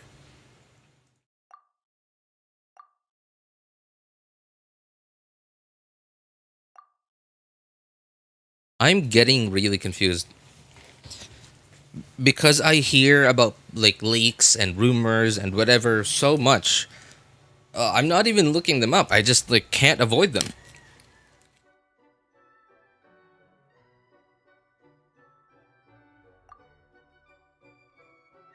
So there's going to be rewards now, right?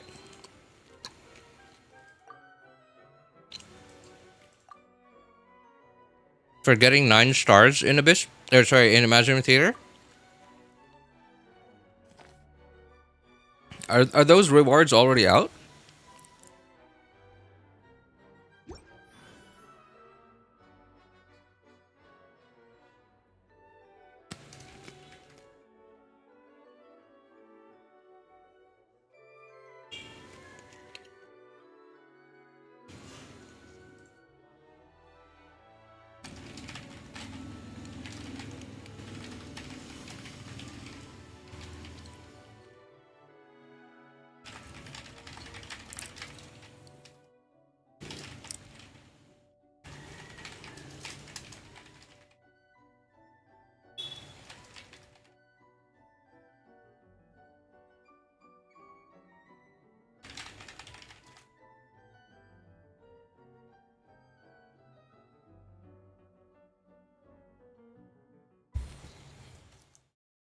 Is Scoured Spine good for Escoffier?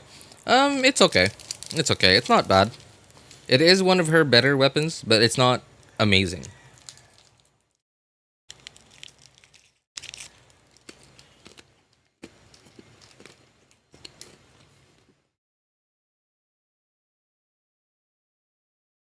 Hmm. If you are, if you're gonna run your Escoffier in a team where you feel like your teammates need a bit more energy, then you are better off going with Favlance than Skyward Spine.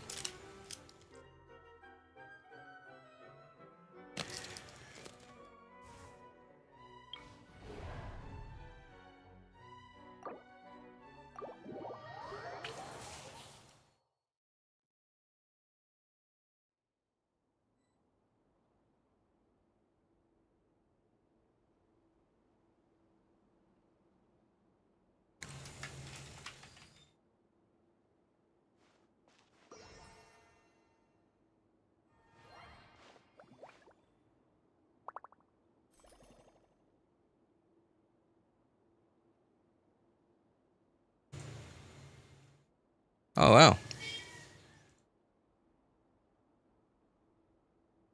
I claimed it. Hey, cheers, Stella. Where'd you get this, man?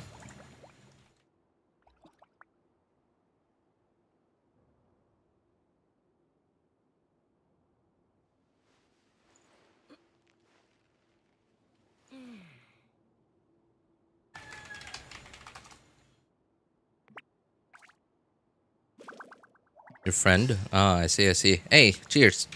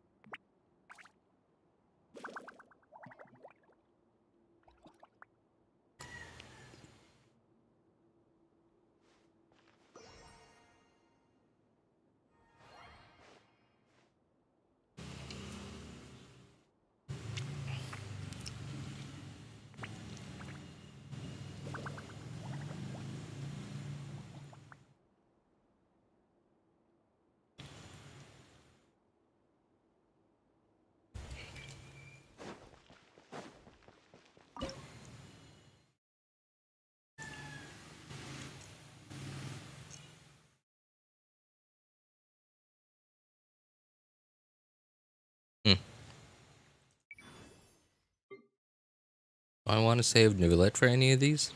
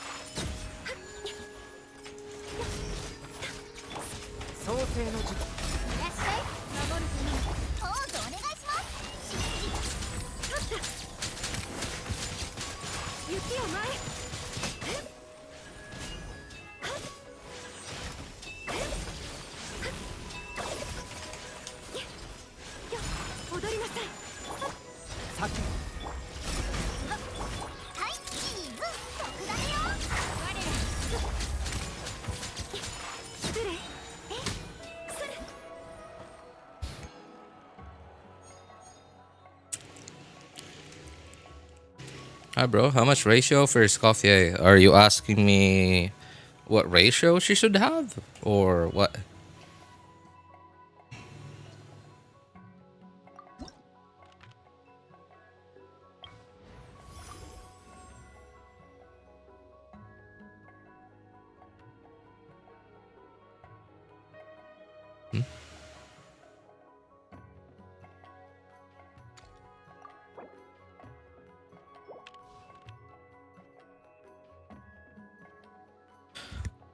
Well, just your typical DPS.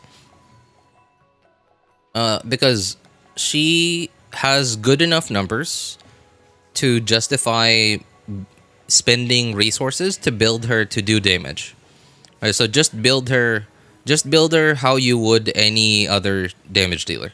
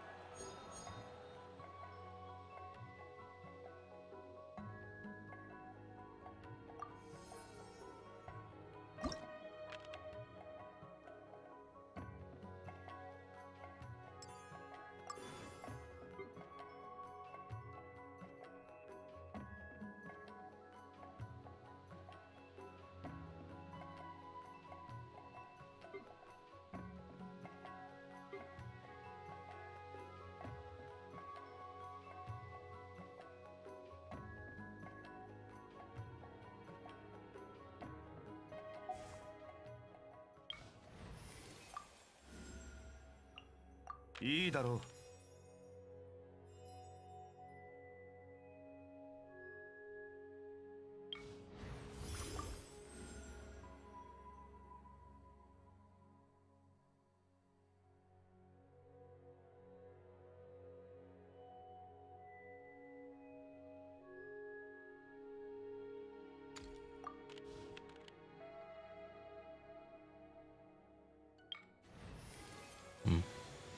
Hydro.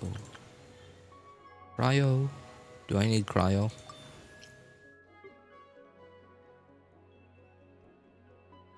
I guess not really. Yeah, sure. I'll go with hydro. Seeing many random YouTube channels selling Genesis crystals and Wilkin at lower cost than in-game. Is it trustworthy? It depends. It depends. Like, find... No. What's it called? Like, look at how they're selling it. Are they themselves selling it? Or are they talking about a sponsor that is selling it?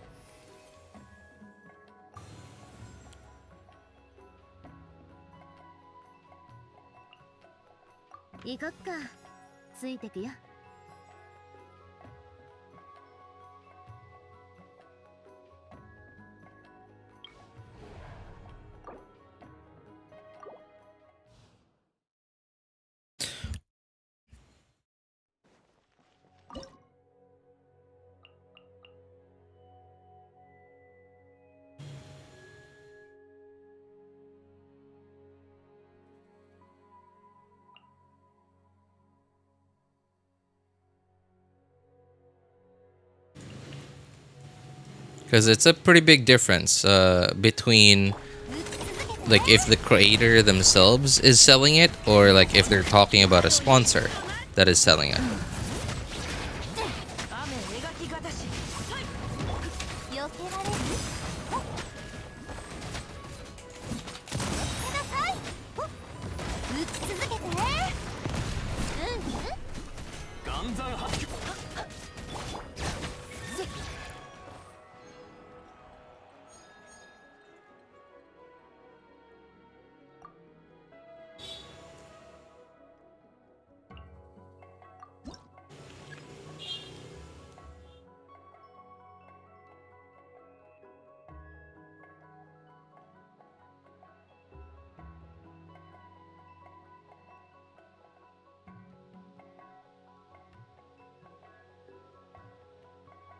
Growing a website, giving discount codes, something 20% discount, channel name, Raiden Shogun. Oh, those are sponsors. Those are sponsors.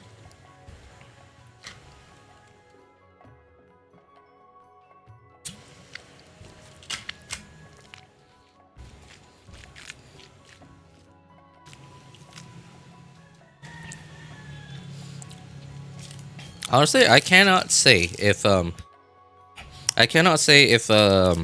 like companies like that are legit or not. I've never used any of their services before because, well, number one, I never ever buy Genesis crystals, so you know, right? Well, not really never, but like I've never bought Genesis crystals from a service like that. From a platform like that, right? It's like so it's the risk is up to you to take. It's like, imagine you buying an iPhone from from an Apple store, but like, you know, you choosing to buy an iPhone from say a mall, right? Like, let's say a gadget shop in a mall versus you buying an iPhone at an Apple store. You get what I mean? Right? You have no idea whether it's real or not.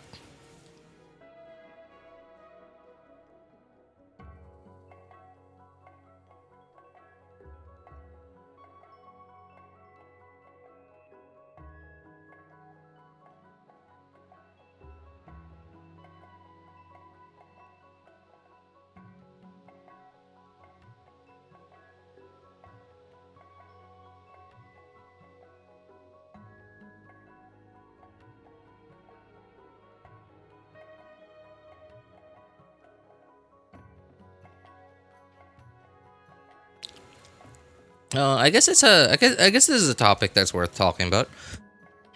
So when you are unsure of a product or service that is being offered to you, what you want to do really is just take a look at how they make money. Does it look like they can make money by doing what it is that they're offering to you? If it doesn't look like they can make money out of it, then it's probably a scam. That's really it. You can't do business by losing money, right? It's just simple logic. Like for example, okay, doing something like that, right? Like buying Genesis crystals from not direct, like not in game, right? But through an external platform, and then them saying, "Hey, if you buy it from us, it's cheaper," right? And then like you just have to logic your way through it. Hey, what's up, Manuel? How's it going, man? You just have to think about you just have to think about it logically, right? So how are these guys getting primo gems, right? If I like, how could I do what these guys are doing, right? Like, how is it possible, right? So if I wanted to buy primos from Genshin, in Genshin, if I want to buy Genesis crystals, excuse me, how would I do it in a way that I could sell it to someone else at a lower price than I would have bought it? It's impossible, right? Now, from what I understand, uh, buying Genesis crystals in Genshin comes at slightly different prices if you buy them using different currencies because of different trade currencies and stuff. Because of different trade rates. Like for example, if I buy, okay, for example, the current, let me Google this real quick. USD.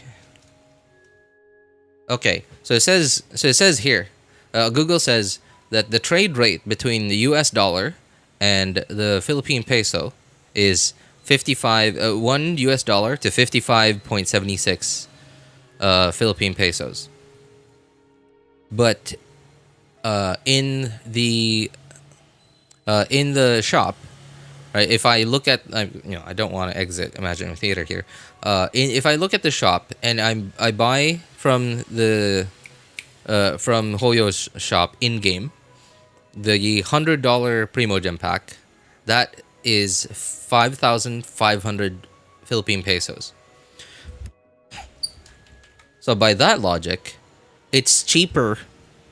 It's cheaper by 76 pesos. No, yeah, it's cheaper by 76 pesos to buy the $100 Genesis Crystal pack using Philippine pesos than it would be to buy it with US dollars.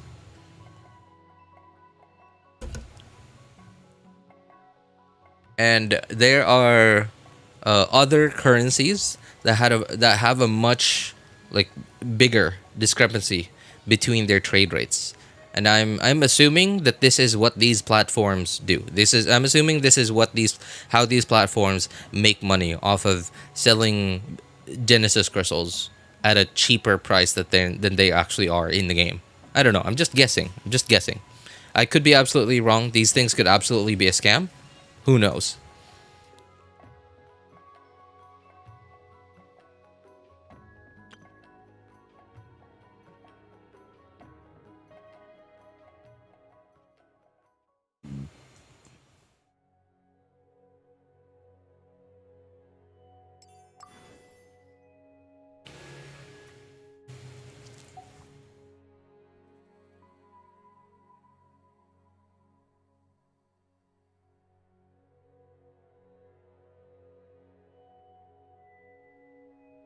Oh, this is a defense thing.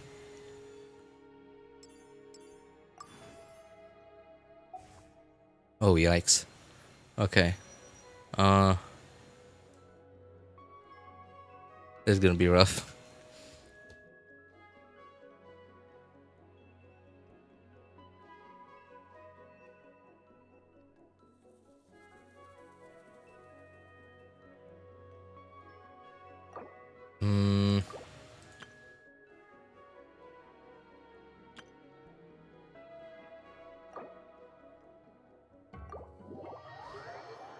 $100 will only get you 41 pulls without the double.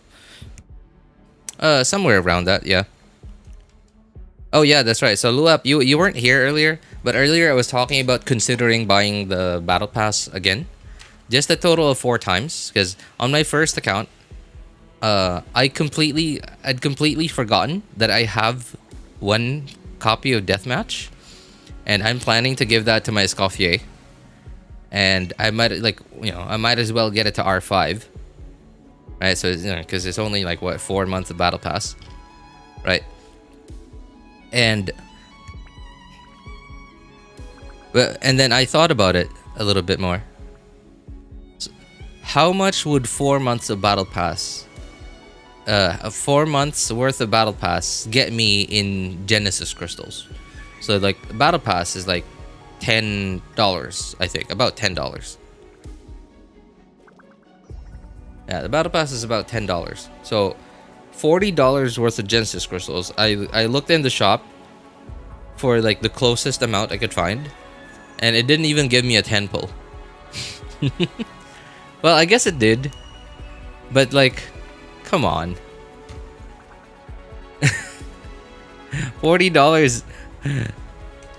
Because like, yeah, battle pass is about $10, right? So like, if I wanted to R5 my deathmatch, would it like, why don't I just spend the $40 now to buy Genesis crystals instead, so I could try to go for Escoffier's signature weapon instead of an R5 deathmatch, right? Like, so that was sort of the thought that I had, and I looked in the shop and I was like, wow, that's barely any wishes. It's not even gonna be enough to get me the soft pity on the weapon banner.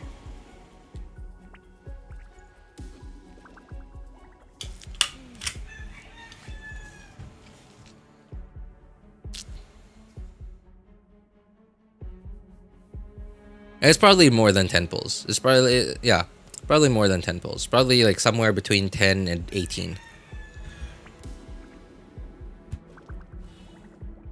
Didn't even think about it. Yeah, right. Like it just came to mind this morning while I was when I was in the shower. It just came to mind. I was like, well, if I'm planning to spend up to $40 to get 4 more copies of Deathmatch, why don't I just use the $40 now and buy Genesis crystals to try and get her signature weapon? So I looked at the shop and I was like, okay, would that be enough? And I looked and I was like, nope, definitely not. Wow, man. You know, even if Hoyo doubled the amount of Genesis crystals that they gave for their prices, I still think it wouldn't be very attractive. Like, sure, whales won't care, but for an average person, I still think it wouldn't be attractive. But it would be just close enough to being attractive that I think there would be a lot more average players that would be willing to spend.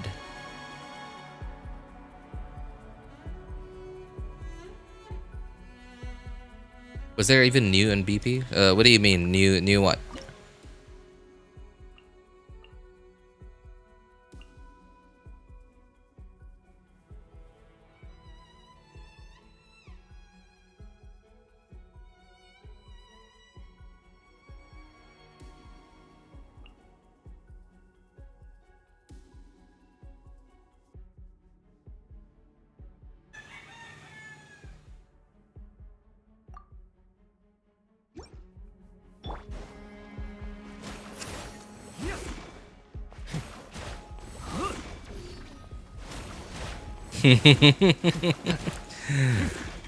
This was the right choice.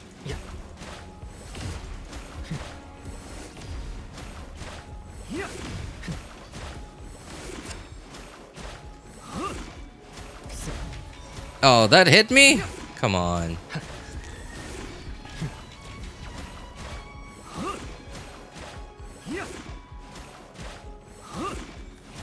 I mean, some reward changes? I don't think so. No. I guess the only difference from 1.0 between now and 1.0 is like the artifact XP stuff. The artifact XP stuff, the choice, the option of getting the artifact XP, compare as opposed to Mystic Enhancement ores, and of course the new Battle Pass weapons. The other 5.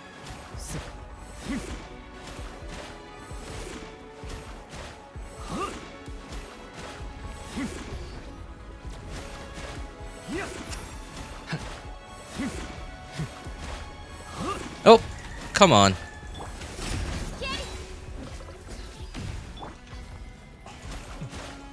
What the heck? Okay. Time to die. 私は帰ってきた。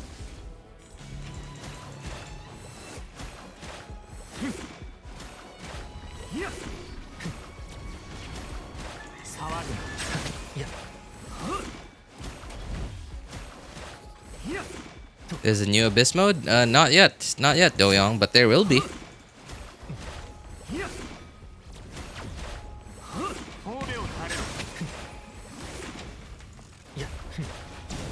Okay, time for you to die again.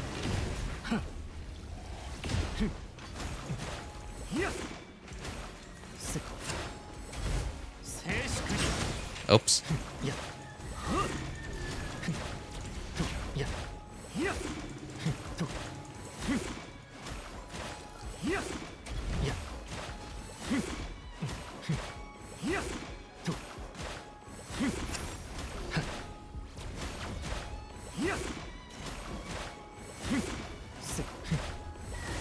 Come on.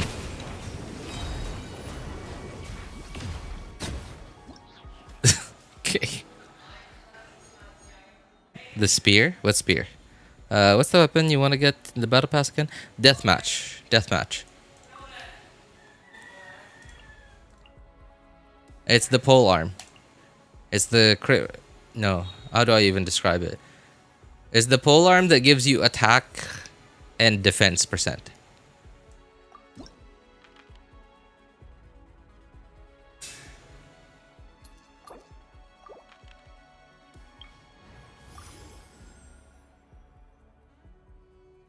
Companion events. Oh, okay, that's good.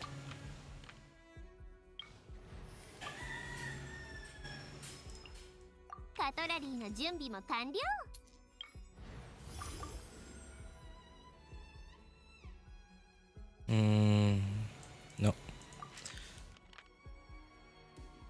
Okay, that's okay. This thing, and random. Oh, hang on. Vigor, 1 random vigor, 0. But you gain 20 fewer. What? 1 vigor to 1 random principal cast member. Gain 30 fewer. Okay, I think this thing. Okay, cool. Nice, not bad, not bad.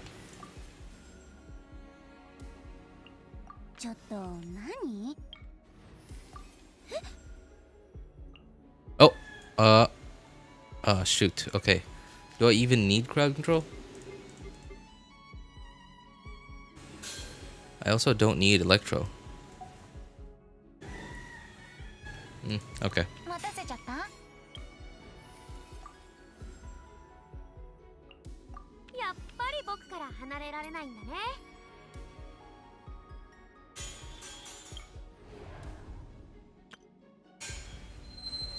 30 opponents.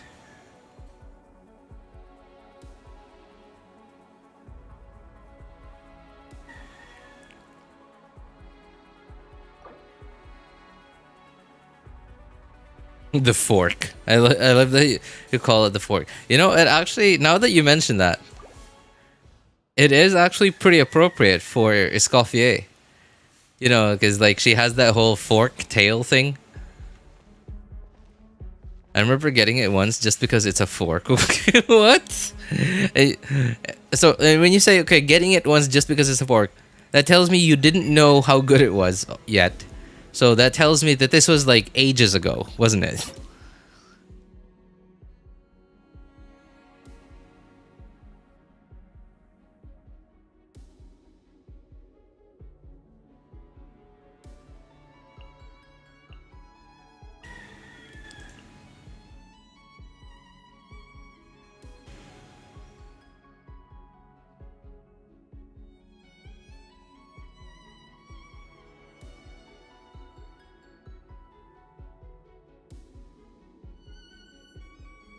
No? I'm more on aesthetic. Oh, okay.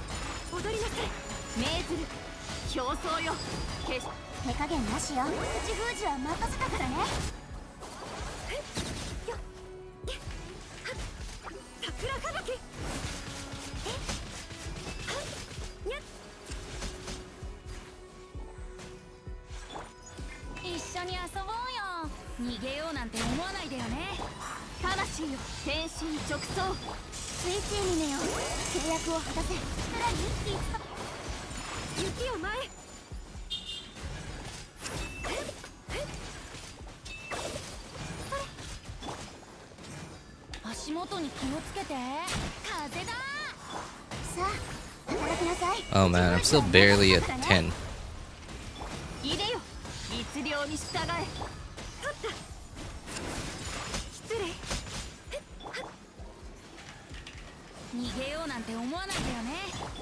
Better pick up the pace here.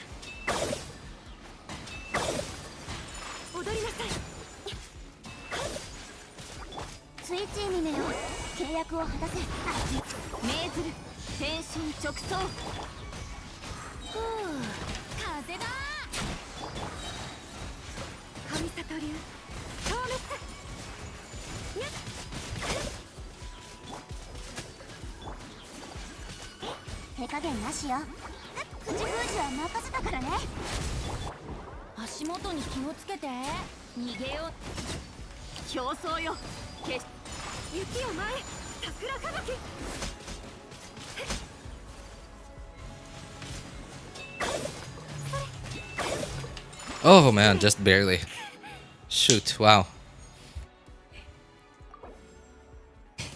That was not a very good team for that fight. We don't have Farina or Escoffier thinking to pull Skirk twice. Yep. Yeah, definitely. Definitely. That's a C6 Ayaka? Yes. Wait, how can you tell? Can you even tell? You're absolutely right, Kiran. Yeah, people who don't have Escoffier or Farina, I feel like don't really have a reason to pull Skirk.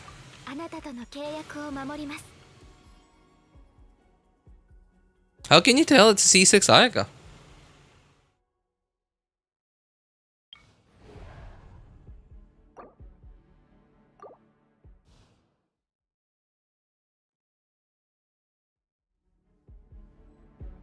Her C6 has that petal particle? Petal particle?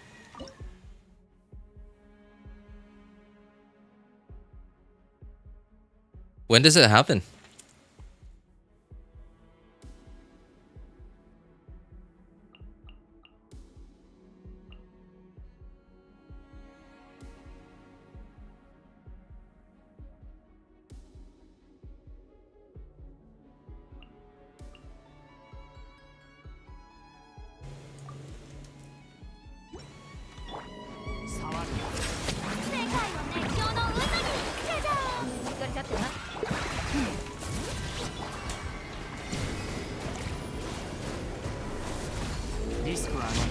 What is this thing?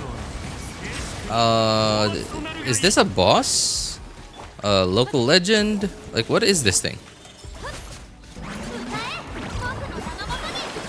I don't think I've ever fought this thing before.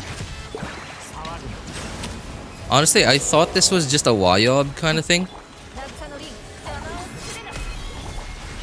I thought it was just gonna shield up as soon as the fight started.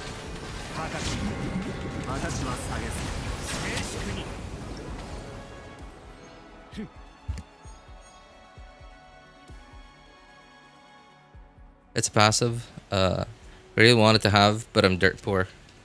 So moment. C6 Ayaka, you mean?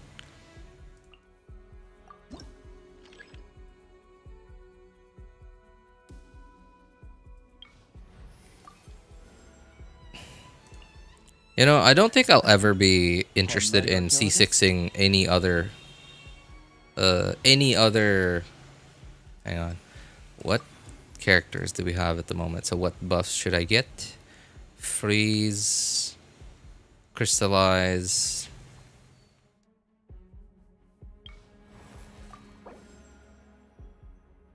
It looks easy for a boss. Well, it's not that hard when you have a C3 when you have C3 Nivelet, you know.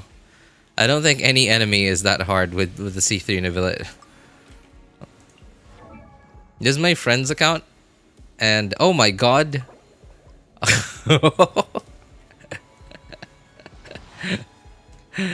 Oh my god. So, okay, in case you don't know what this is like a game-wide buff to these specific characters, no matter what game mode you're doing. These buffs are just there for these specific characters, for each cycle of Imaginarium Theater. I can't believe they already gave Nivelet this buff. Like, you know, with how broken he is. 20% more HP, jeez.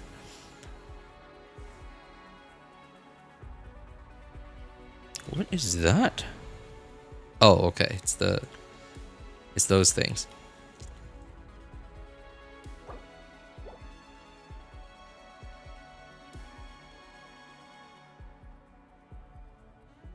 Where's Iintro? My friend doesn't have Iintro. Yeah, I'm pretty sure he's just never found Ito's playstyle enjoyable.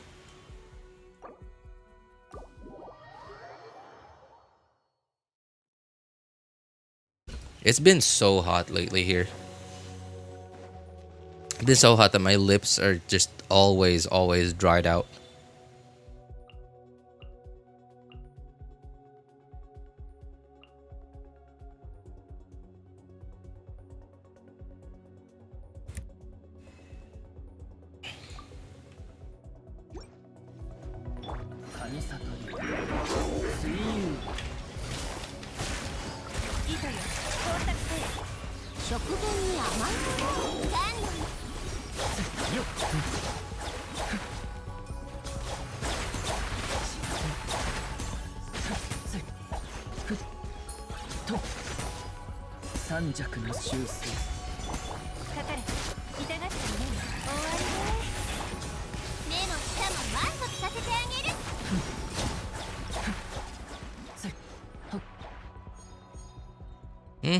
Ayato, Yelan, Escoffier, actually kind of satisfying.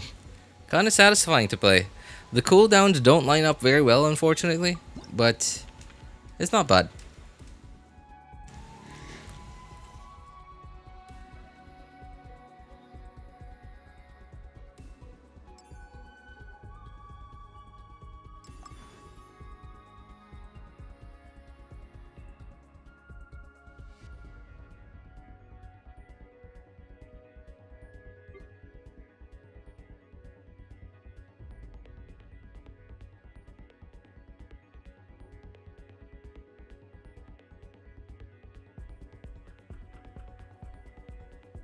Where are you from? From the Philippines, man. From the Philippines.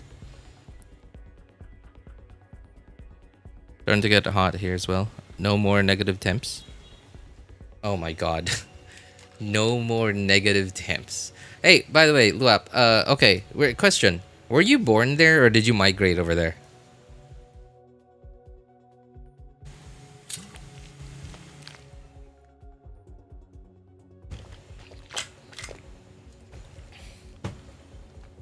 You migrated. Okay. How old were you when you migrated there?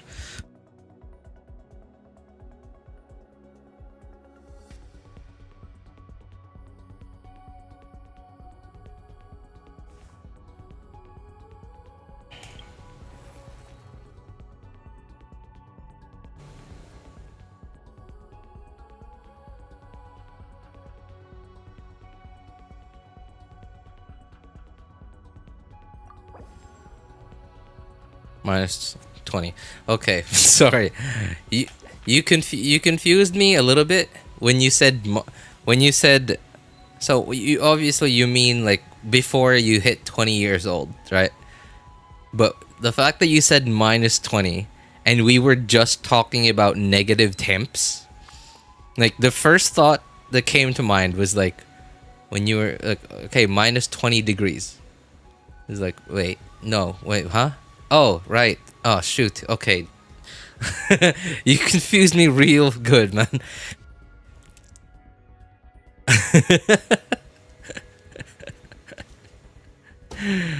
Oh, jeez.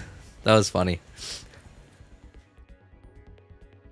Okay, so I guess that's old enough to where like you've already gone through like what, high school and your childhood, to where you've already like acclimated to the Philippine tropical weather.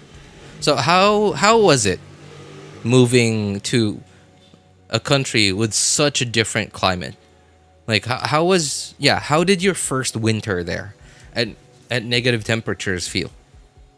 Like how was it easy? Was it hard? Like yeah, how was it?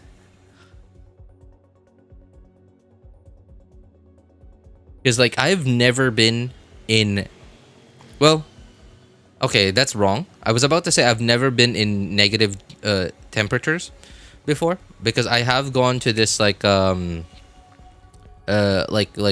theme park attraction called Snow World in Cebu before, and well, they said it's negative 20 degrees in that big building, right, in that warehouse. And there were like snow machines and ice sculptures and whatever. They said it was negative 20 in there.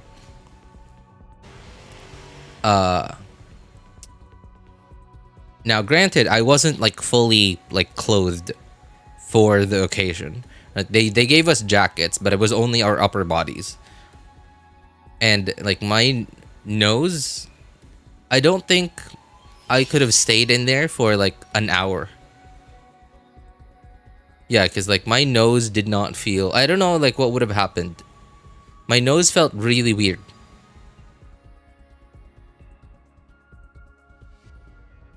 My nose felt really weird in the really cold temps.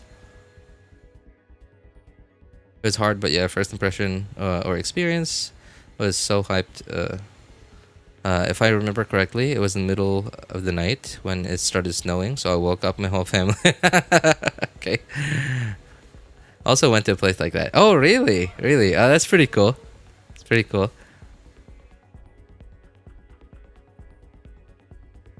I think that's a really, really hard theme park attraction to maintain, you know? Like a theme park attraction where like your whole thing is to like make like a artificial winter in a country that is just like that has tropical weather, you know? Because like imagine your whole thing is like 100% reliant on your like mega air conditioners working well all the time, and if they don't, then you just don't earn anything anymore. I think it's scary. Like it's cool. I think well, it's cool. Well, I did not mean to do that one, but that was pretty cool of me to make that joke. But yeah, it's scary, I think. Especially your cheeks, you'd been injected with anesthesia. Yeah, that's exactly how I was starting to feel. That's how I was starting to feel, because we only had like, I think like half an hour in there for what we paid. We were only allowed to stay in there for I think half an hour, maybe an hour, I don't remember. And yeah, it was so cold that my cheeks were starting to feel numb, and my nose, like I don't know how to describe the feeling. I don't know how to describe the feeling. Like I could be wrong, but it just felt like it wasn't the kind of temperature that I could stay out in for at least like for more than 2 hours. It was so cold I was like frozen to death. And once you get inside, it'll feel like burning. I was browsing on Facebook and saw a post about a dialogue mentioning that there is a monster in Marijivari called Bakunawa. I PH mentioned. Oh, hey Shinrin, Oh, you know what? I saw what's her name? What's her name? Lore theorist, girl, lore theorist, American, but apparently is I guess also Filipino, which no one knew until just now. What's her name? Minsleaf. There you go. Minsleaf. Minsleaf. Uh, so yeah, it was like it was. You know what was the funniest part to me was that I saw. Oh no, it wasn't a short. Was it a short? I don't remember. It was. I don't know. I don't remember. It was a video from Minsleaf. I don't know if it was either a short or long form video, and she mentions the Bakunawa, which is sort of like a Filipino, like folklore, like legend monster, whatever, and like I scrolled down in the comments and like it was just a bunch of Filipinos. Hey, Philippines mentioned. It was just a bunch of Filipinos saying, "Hey, Philippines mentioned," and like a bunch of different like comments using just different wordings for the same thing. And you said exactly the same thing, Shin, right?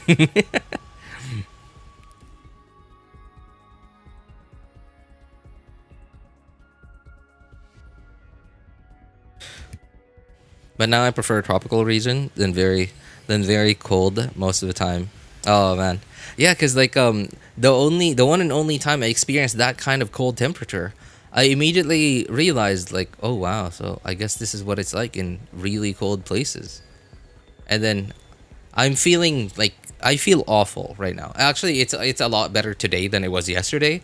But like yesterday, like remembering how I felt yesterday, how miserable. Oh my god, how miserable I felt yesterday. Cause like no, not even yesterday. Yesterday and the day before and the day before that, the last 2 or 3 days over here, our local water district, where we get our water from, like through the faucets and stuff, through the tap. They had some issues, and we did not have water for what, like 2 or 3 days. Now, thankfully, at least the water did come on at night, like really late at night, like midnight. So at least we could fill up a couple of buckets. So we had some water to use throughout the day. But I had to avoid showering for like 2 days.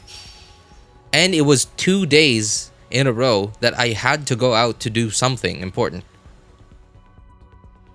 And it was something that wasn't far enough for me to get on a tricycle for. So I just walked. And like, oh man, and like just steaming hot weather. It was awful. It was awful. But then like every time I think about that, and then I compare it to the feeling I remember feeling from when I went to Snow World. Like, I just cannot imagine. Like, I think, like, even if I was given a choice every day to pick between this really, really hot weather versus that cold weather that I only experienced for about an hour of my life, I think I would always pick hot weather over that.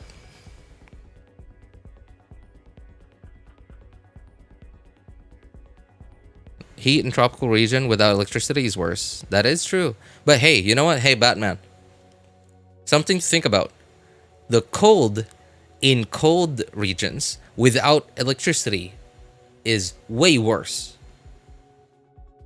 Now, okay, obviously there are plenty of methods to heat up, right? Like to keep yourself warm, right? And the only way to keep yourself warm in cold weather, I mean, whereas the only way to cool down in hot weather is with electricity.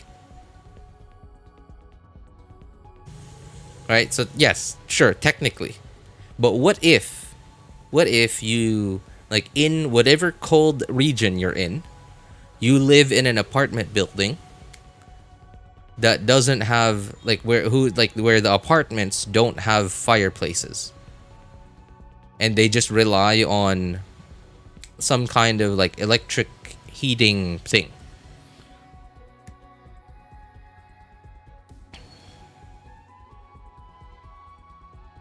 Hey, welcome back, Siri. You don't have your heater, you're pretty much screwed. Temperature drops to -30. Yeah, right. So like, what if in wherever cold region you're in, it's -20, -30 degrees. You live in an apartment building that doesn't have fireplaces, a fireplace, and they don't have like their centralized heating is not like a boiler or like a furnace based. It's electric based. And what if the electric based system just so happened to break down right in the middle of winter? Right? I feel like that's a lot worse. I feel like that's a lot worse than having a blackout in the middle of summer in the Philippines.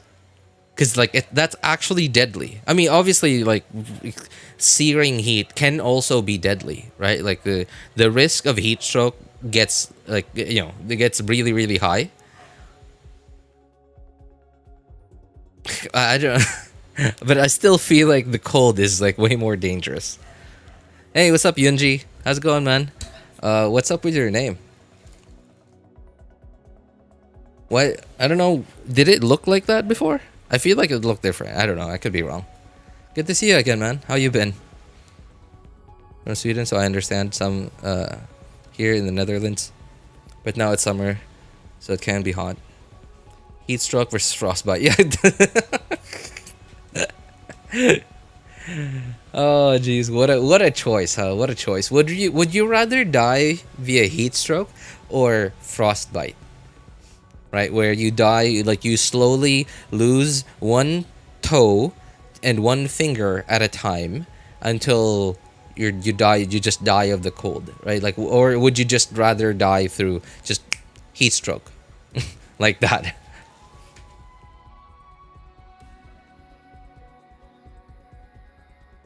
We're literally getting grilled in Egypt. We are turning into shish kebabs. Oh jeez. Oh, you're from Egypt, man? Oh my god. Hey, we have we have the full spectrum right here in this chat. We have the full spectrum of different climates right in this chat, man. That's wow. You could not have scripted that.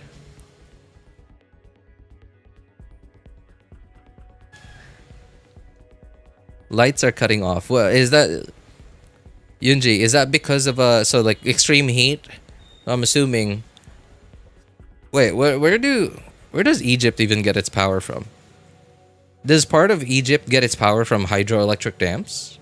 Well, I guess there is the Nile. Are there even dams on the Nile? You got some of the best subscribers. Oh yeah, I definitely do. I definitely do. These guys, like you guys, are definitely something. Oh, there are dams. Okay, okay. Yeah, but like still, the problem with tropical climates is so tropical climates typically have a lot of like rivers and springs. Yeah, so like typically what happens in a place like that is you end up with a bunch of with a decent size of your electricity coming from hydroelectric dams. And the problem with that is when, like in summer or whenever the weather is just extremely hot, water levels go down. Therefore, water flow goes down. Therefore, electricity generation goes down. And it's just something that you have zero control over.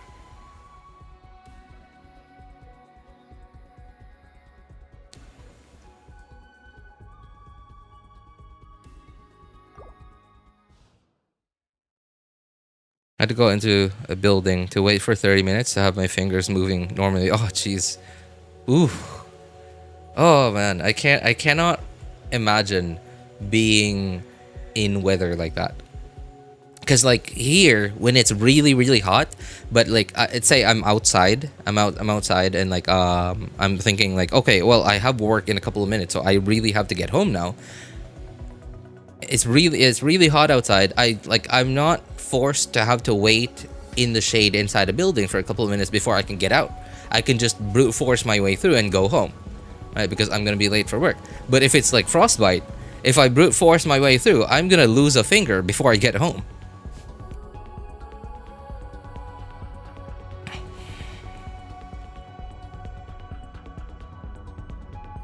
I live near the ocean, so sometimes in summer, here it starts to rain like crazy.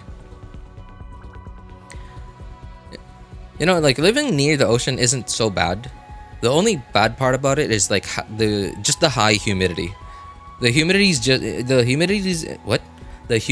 is just constantly high, and that's it just makes for uncomfortable weather. Too much cold even kills your vehicle. Oh yeah, like I remember finally learning about that for the first time when I was in college. When I was in college, because I had never ever thought about it before, and then I saw, I don't remember where it was, but I saw on TV.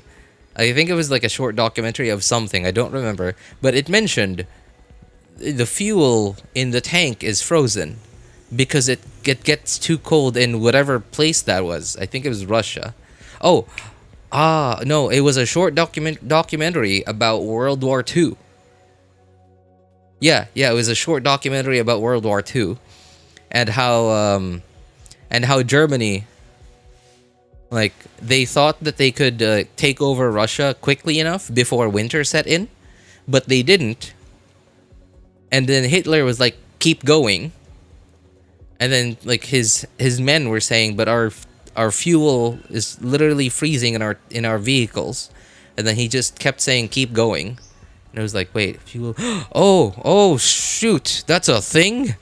Oh god, that is just something that never came to mind, that fuel in your vehicle can literally freeze because it's too cold. And yeah, wow, it sort of blew my mind that didn't come to mind for some reason. Wait, where's... Oh no, okay, I'd already gotten rid of what's her name? Silonin. Okay, well, whatever. We'll just have to try this.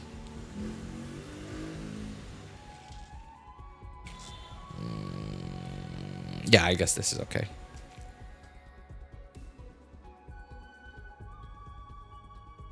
I think I'm gonna skip Skirk for more Mawika constellations. Hey, what's up, San? How's it going, man? If you were San, if you were in Japan, people would call you San. I'm sure I'm not the first person to make that joke, by the way, so I'm sorry. I just had to make it. I know I'm probably not the first one, but I couldn't resist. I couldn't resist. I don't think that's such a bad idea. Yeah, like Skirk is an on-field DPS, and we already have so many on-field DPSs in the game. So I do not think that Skirk is in any way necessary for anyone's account.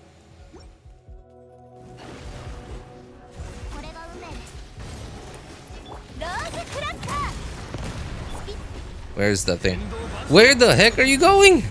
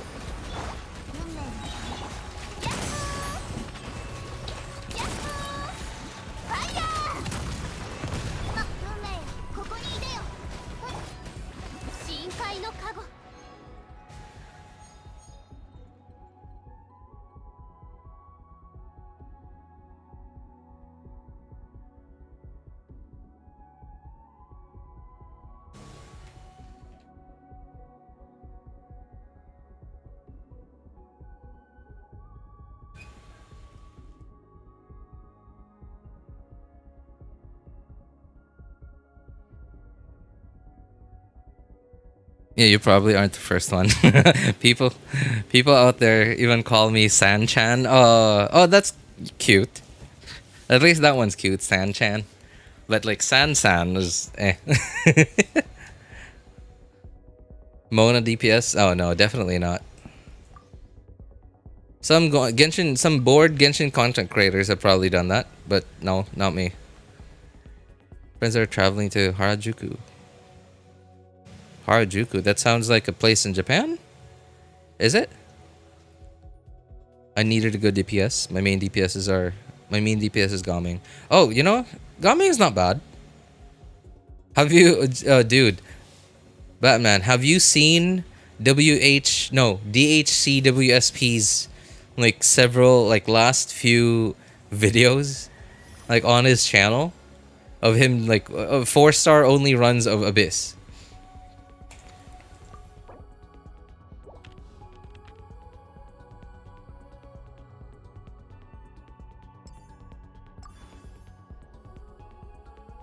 It's crazy. It's crazy, man. Oh, what is this thing? Oh, ooh, okay. What can I use for that guy? Oh, okay. Wait, I still have Kachina. Okay, we're good. We're good. Oh man, I thought I royally screwed myself there. Using up Zilonen's vigor. Okay, I guess I don't need anyone special for it. Okay, I guess I could go for typical Farina Nivelette there. Sure.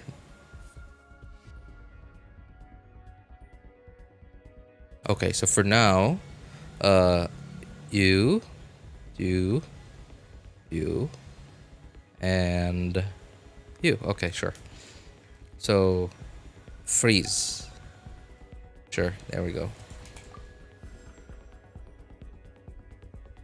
Auto character deals opponent, rupturing, hydro and cryo res decreased. Oh, sure. Why not? Any more? Okay. Doming's underrated. I don't know why. I don't think he's underrated. I think people know exactly how strong he is. It's just that not many people like that playstyle. My Gaming highest damage is 70k. A 4-star. That's a 4-star, by the way. That bro is clearing Abyss with 2 4-star characters and weapon. Yeah, right? I mean, now granted, his builds are like, you look at his stats and you're like, oh, this is unrealistic. Like, his builds really are unrealistic. They're very, very much whale artifacts.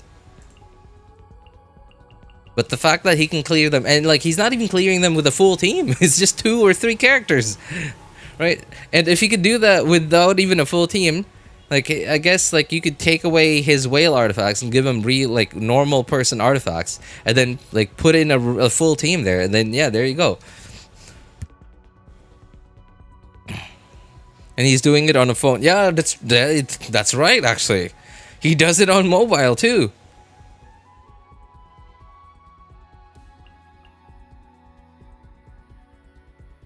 Which makes it even more nuts.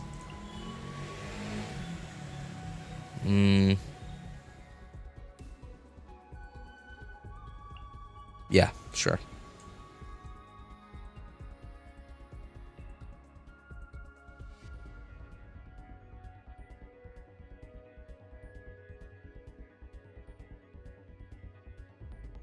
DHCWSP. He's a whale speedrunner. But he makes lately he's been making these videos of like 4-star only runs of Abyss. And like not even just 4-star only runs, but like 4-star like 2 or 3 characters only.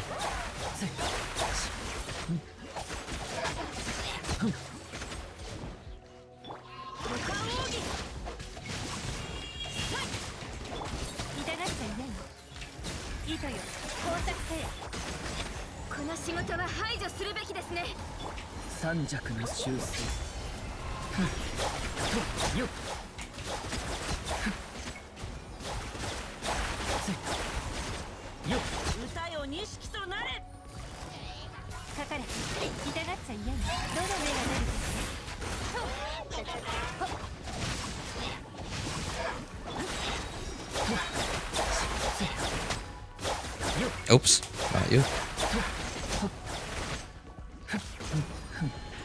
安らかに。瑠璃のように落ちなさい。部外者禁止。五感奥義。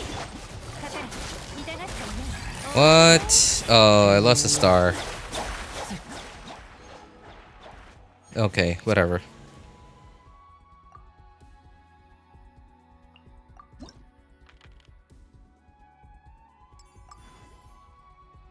How many stars do I have? Okay, we're good. We're just gonna ram this guy. Frozen.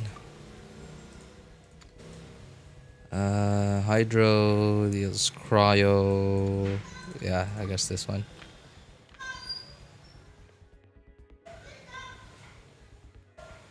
Oh, crystallize, sure.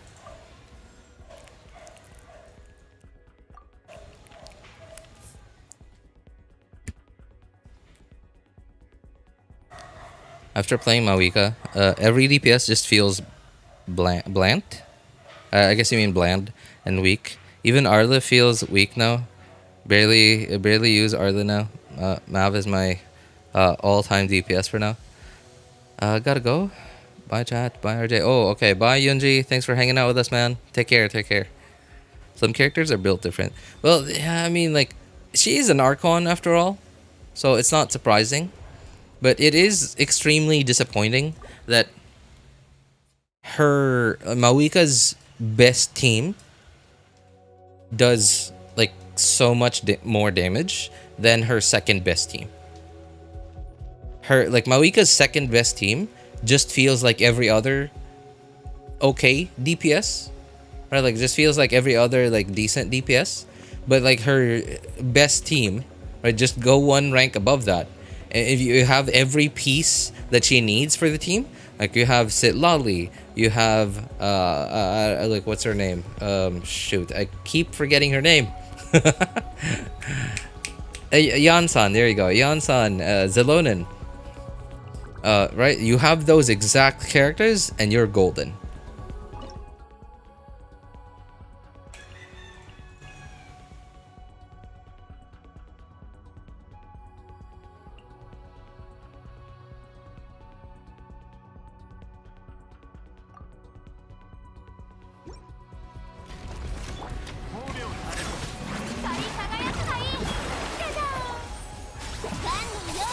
Uh-oh.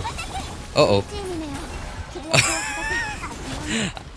Am I an idiot? I was just talking about using, what's her name?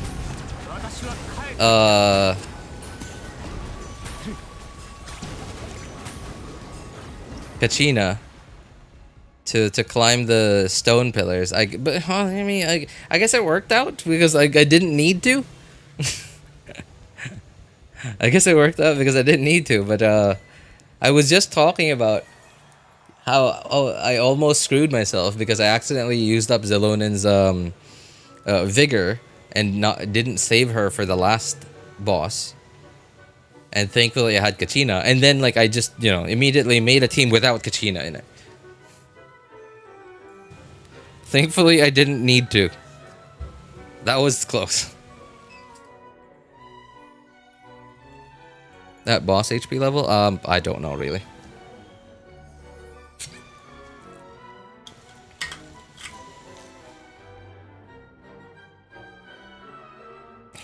I don't have an actual bus team, like Zelonin.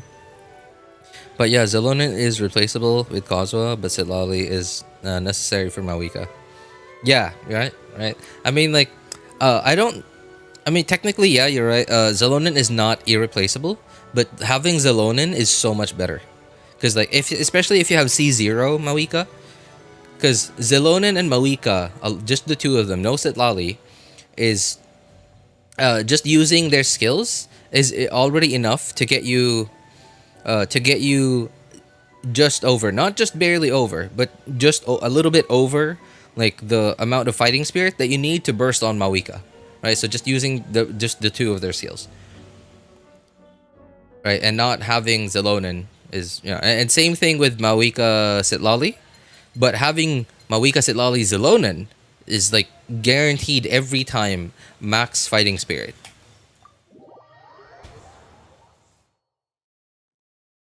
I have C1, maybe that's why I don't face Night Soul Burst issue. Yeah.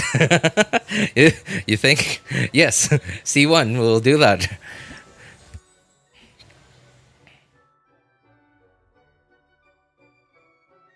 Actually, I use my weak up bike for that boss Billy.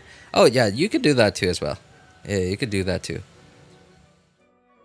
Okay, this looks different.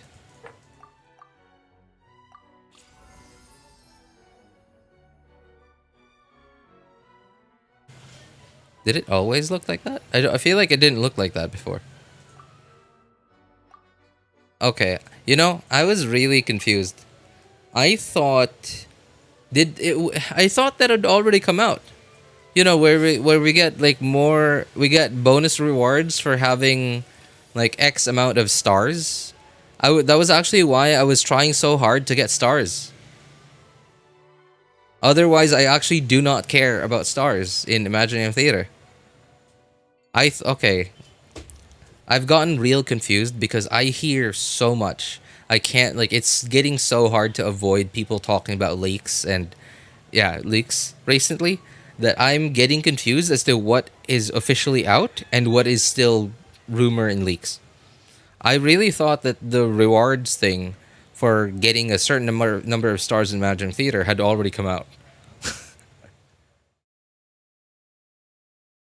I really did thought, like, that was actually why I was trying so hard to get stars.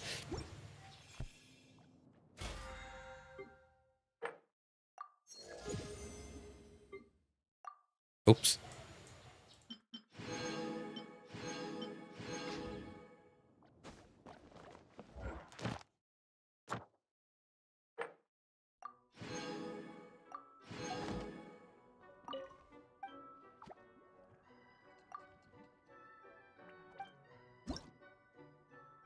Getting stars ain't that uh getting stars ain't that stars. Okay. My opinion. I don't know why. I see people only having a couple of stars in their theaters. Meanwhile, I get 10 stars every theater. Ain't that hard? Yeah, but then like it's just I just don't want to put in any effort into like building teams in Imaginarium Theater because they make it so hard to do it. They make it so hard to build a usable team because of the nature of like having RNG and a limited number of uses per character. And I hate it. I hate the idea that I can't use the characters in the teams that I spent time to build. Right? Like they spent time to build so that I could use them in that team. I hate that idea. And that's why every time I do Imaginary Theater, I just don't want to use my brain at all. I just want to pick whatever will work, and I don't care about stars. And that's actually like okay. Thank you, I guess, for like more rewards for whenever that does come out. But I would have preferred that they didn't give us those rewards, honestly, so I could continue not caring about stars in Imaginary Theater. And now I actually have to exert more effort into like saving this X character's vigor for this boss, for this fight, for like whatever, just to get more stars.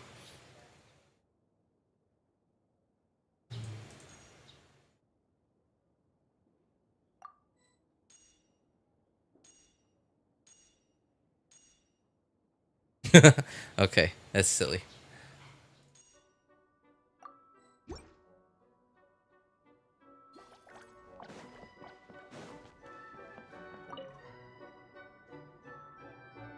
What's the use of buying poses? They're just for like people who like to take pictures of their characters.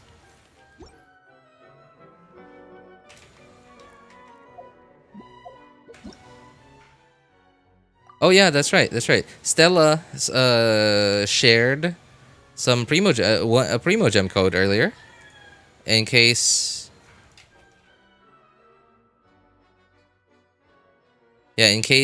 some of you guys didn't get it. Here it is. It's for 30 Primo Gems. The ones, yeah, this thing right here.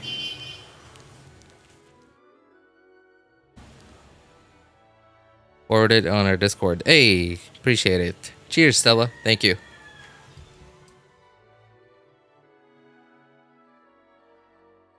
Unless the reactions carry me. Those who know the reactions can upgrade up to 4. That honestly carries me a lot, even with level 70 characters. Hmm.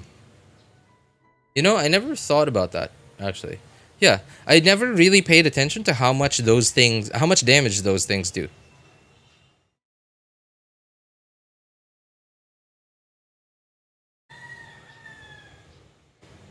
Maybe I should pay more attention to those. Because honestly, when I'm doing Imaginarium Theater, I don't know if you noticed, but like every time, like the first, like, what, 5 to 6 fights, I was just always focusing on, okay, get a random character, pick a random character. Like I was just completely ignoring the buffs. Maybe, I guess, yeah, I guess it's time for me to change that mindset. But like, although like it's I hate it when I don't have certain characters to, like, because there are already restrictions, right? Like there are certain enemies that require you to have certain things. Like Fontaine enemies need you to have Fontaine characters, like that have Ujia slash Numa to disable certain mechanics that are annoying to deal with if you don't disable them. What else? There are bosses that have like geo shields, just like the Legatus Golem just now. Now, granted, it's not super annoying to deal with its shield, but I'd rather just knock its shield down if it's available, right? So that on top of not having the right elements is just so stressful for me. So that's why I pick characters like almost like throughout the whole fight, and I only pick buffs when I don't have any more characters to pick. Yeah, but I guess I've never really tried that before. To do a lot, honestly, literally carries my level 70 characters. But I guess I should try that then. I've never really tried that before, but I should.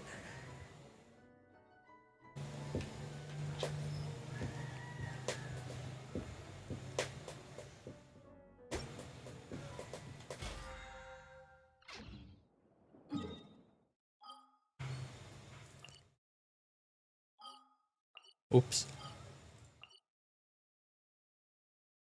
One of these days, I'm finally gonna have time to do the Archon quest on my other accounts, and the Archon quest and Escoffier's story quest.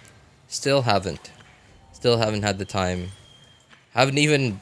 Haven't even touched. I haven't even touched this event yet. Thank goodness it's the main event, so it's gonna last for a while.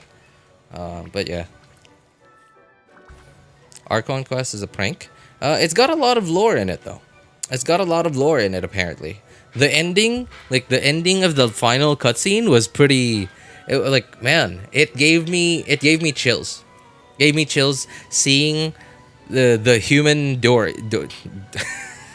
I was about to say Dory. The human Doran. Jeez, Durin. There you go. The human form of Durin. And I'm like, okay, can he become playable one day? He now has a human form. He has wings and like probably horns, I guess. But like, dude, that would be so sick if we got a playable character that looked like that. That would be the first, I think.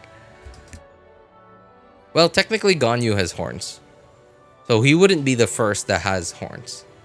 But wings, though.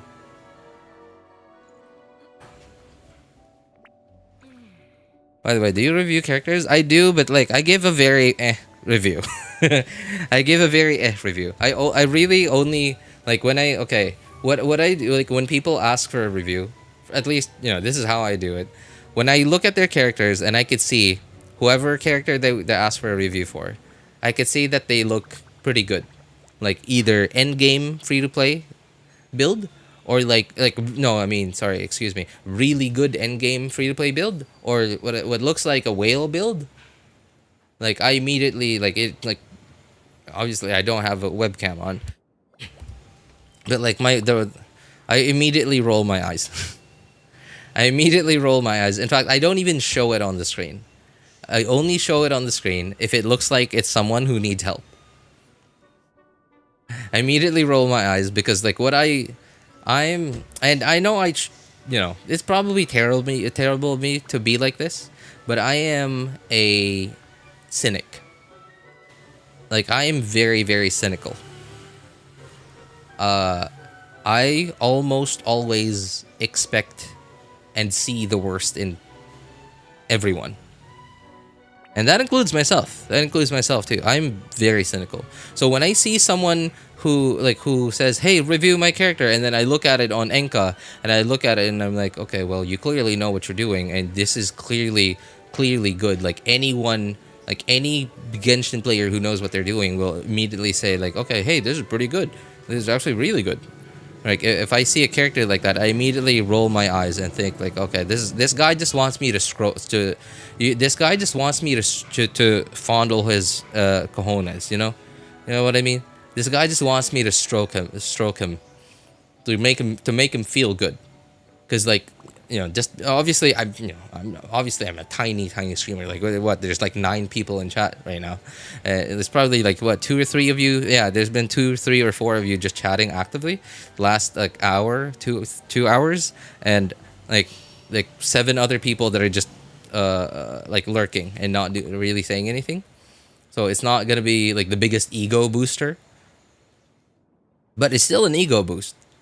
It's one person on the internet talking about how good your character is, and like 5 to 10 or 15 other people hearing this, the one person that can speak in this conversation, right? That would be the person streaming. In this case, that's me, praising your whoever character you asked for a review for. And like, I know I shouldn't be. I know it's terrible of me to think of this every time I see that, because not everyone is like that, but a lot of people are like that.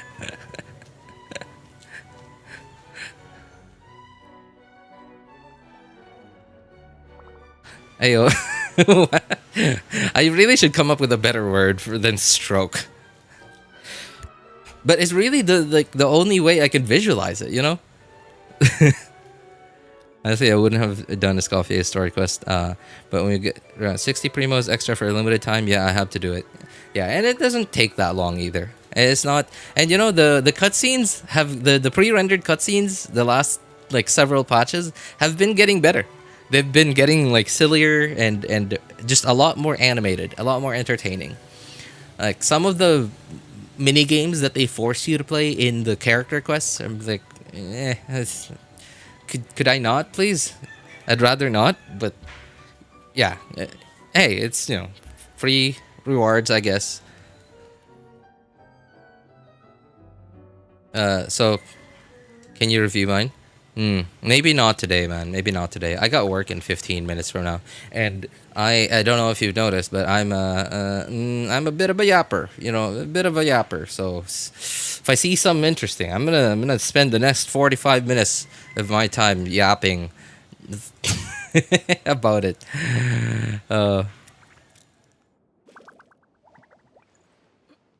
Albedo buried who? It's not human, by the way. Yeah, Albedo buried fake Albedo. Well, it's not fake Albedo, it's more like failed Albedo. So apparently it was like version 1 Albedo, apparently, is who he buried. Anyway, sorry guys. Yeah, I can't yap anymore, because if I keep yapping, I'm just not gonna keep on yapping, so I better skedaddle. Because I got work in literally 13 minutes and 33, 32, 31, 30 seconds from now. So, for those of you who need help building your accounts, characters, or making a decision which band to pull for, feel free to join our Discord server. Links are in the description of all my videos, VODs, and streams, and in the pinned message in YouTube chat. If you want my personal opinion, you can ping me over there. My name is Elvis Einstein. Of course, you can ask for other people's opinions too. Thank you guys so much for coming by, hanging out, and being awesome people. Have a good day, good afternoon, good evening, and take care, everybody. My build ain't that good. You won't yap. Don't worry. Hey, it doesn't even matter how good a character, how good someone's build is, man. If I can think of something to yap, I'm gonna yap, dude. But one of my recent streams, I don't, you don't bother even looking it up, was a 4-hour stream, 1 hour of Genshin footage, and 3 hours of me just footage of me on Google Images and Paint and Microsoft Paint, yapping about like my like desk and chair setup. I'm not kidding. It actually happened. Like one of my recent streams, a couple of streams ago. It's crazy. Berry Subject 3, I don't know, but it was like an albedo, more like a failed albedo. The albedo though that has the star on his neck is like the one, like the best form of albedo, I guess. Like who, who is she? Like one of the Hexen Circle ladies, considered to be like the perfect one. Right. Anyway, see you guys. Take care. Bye.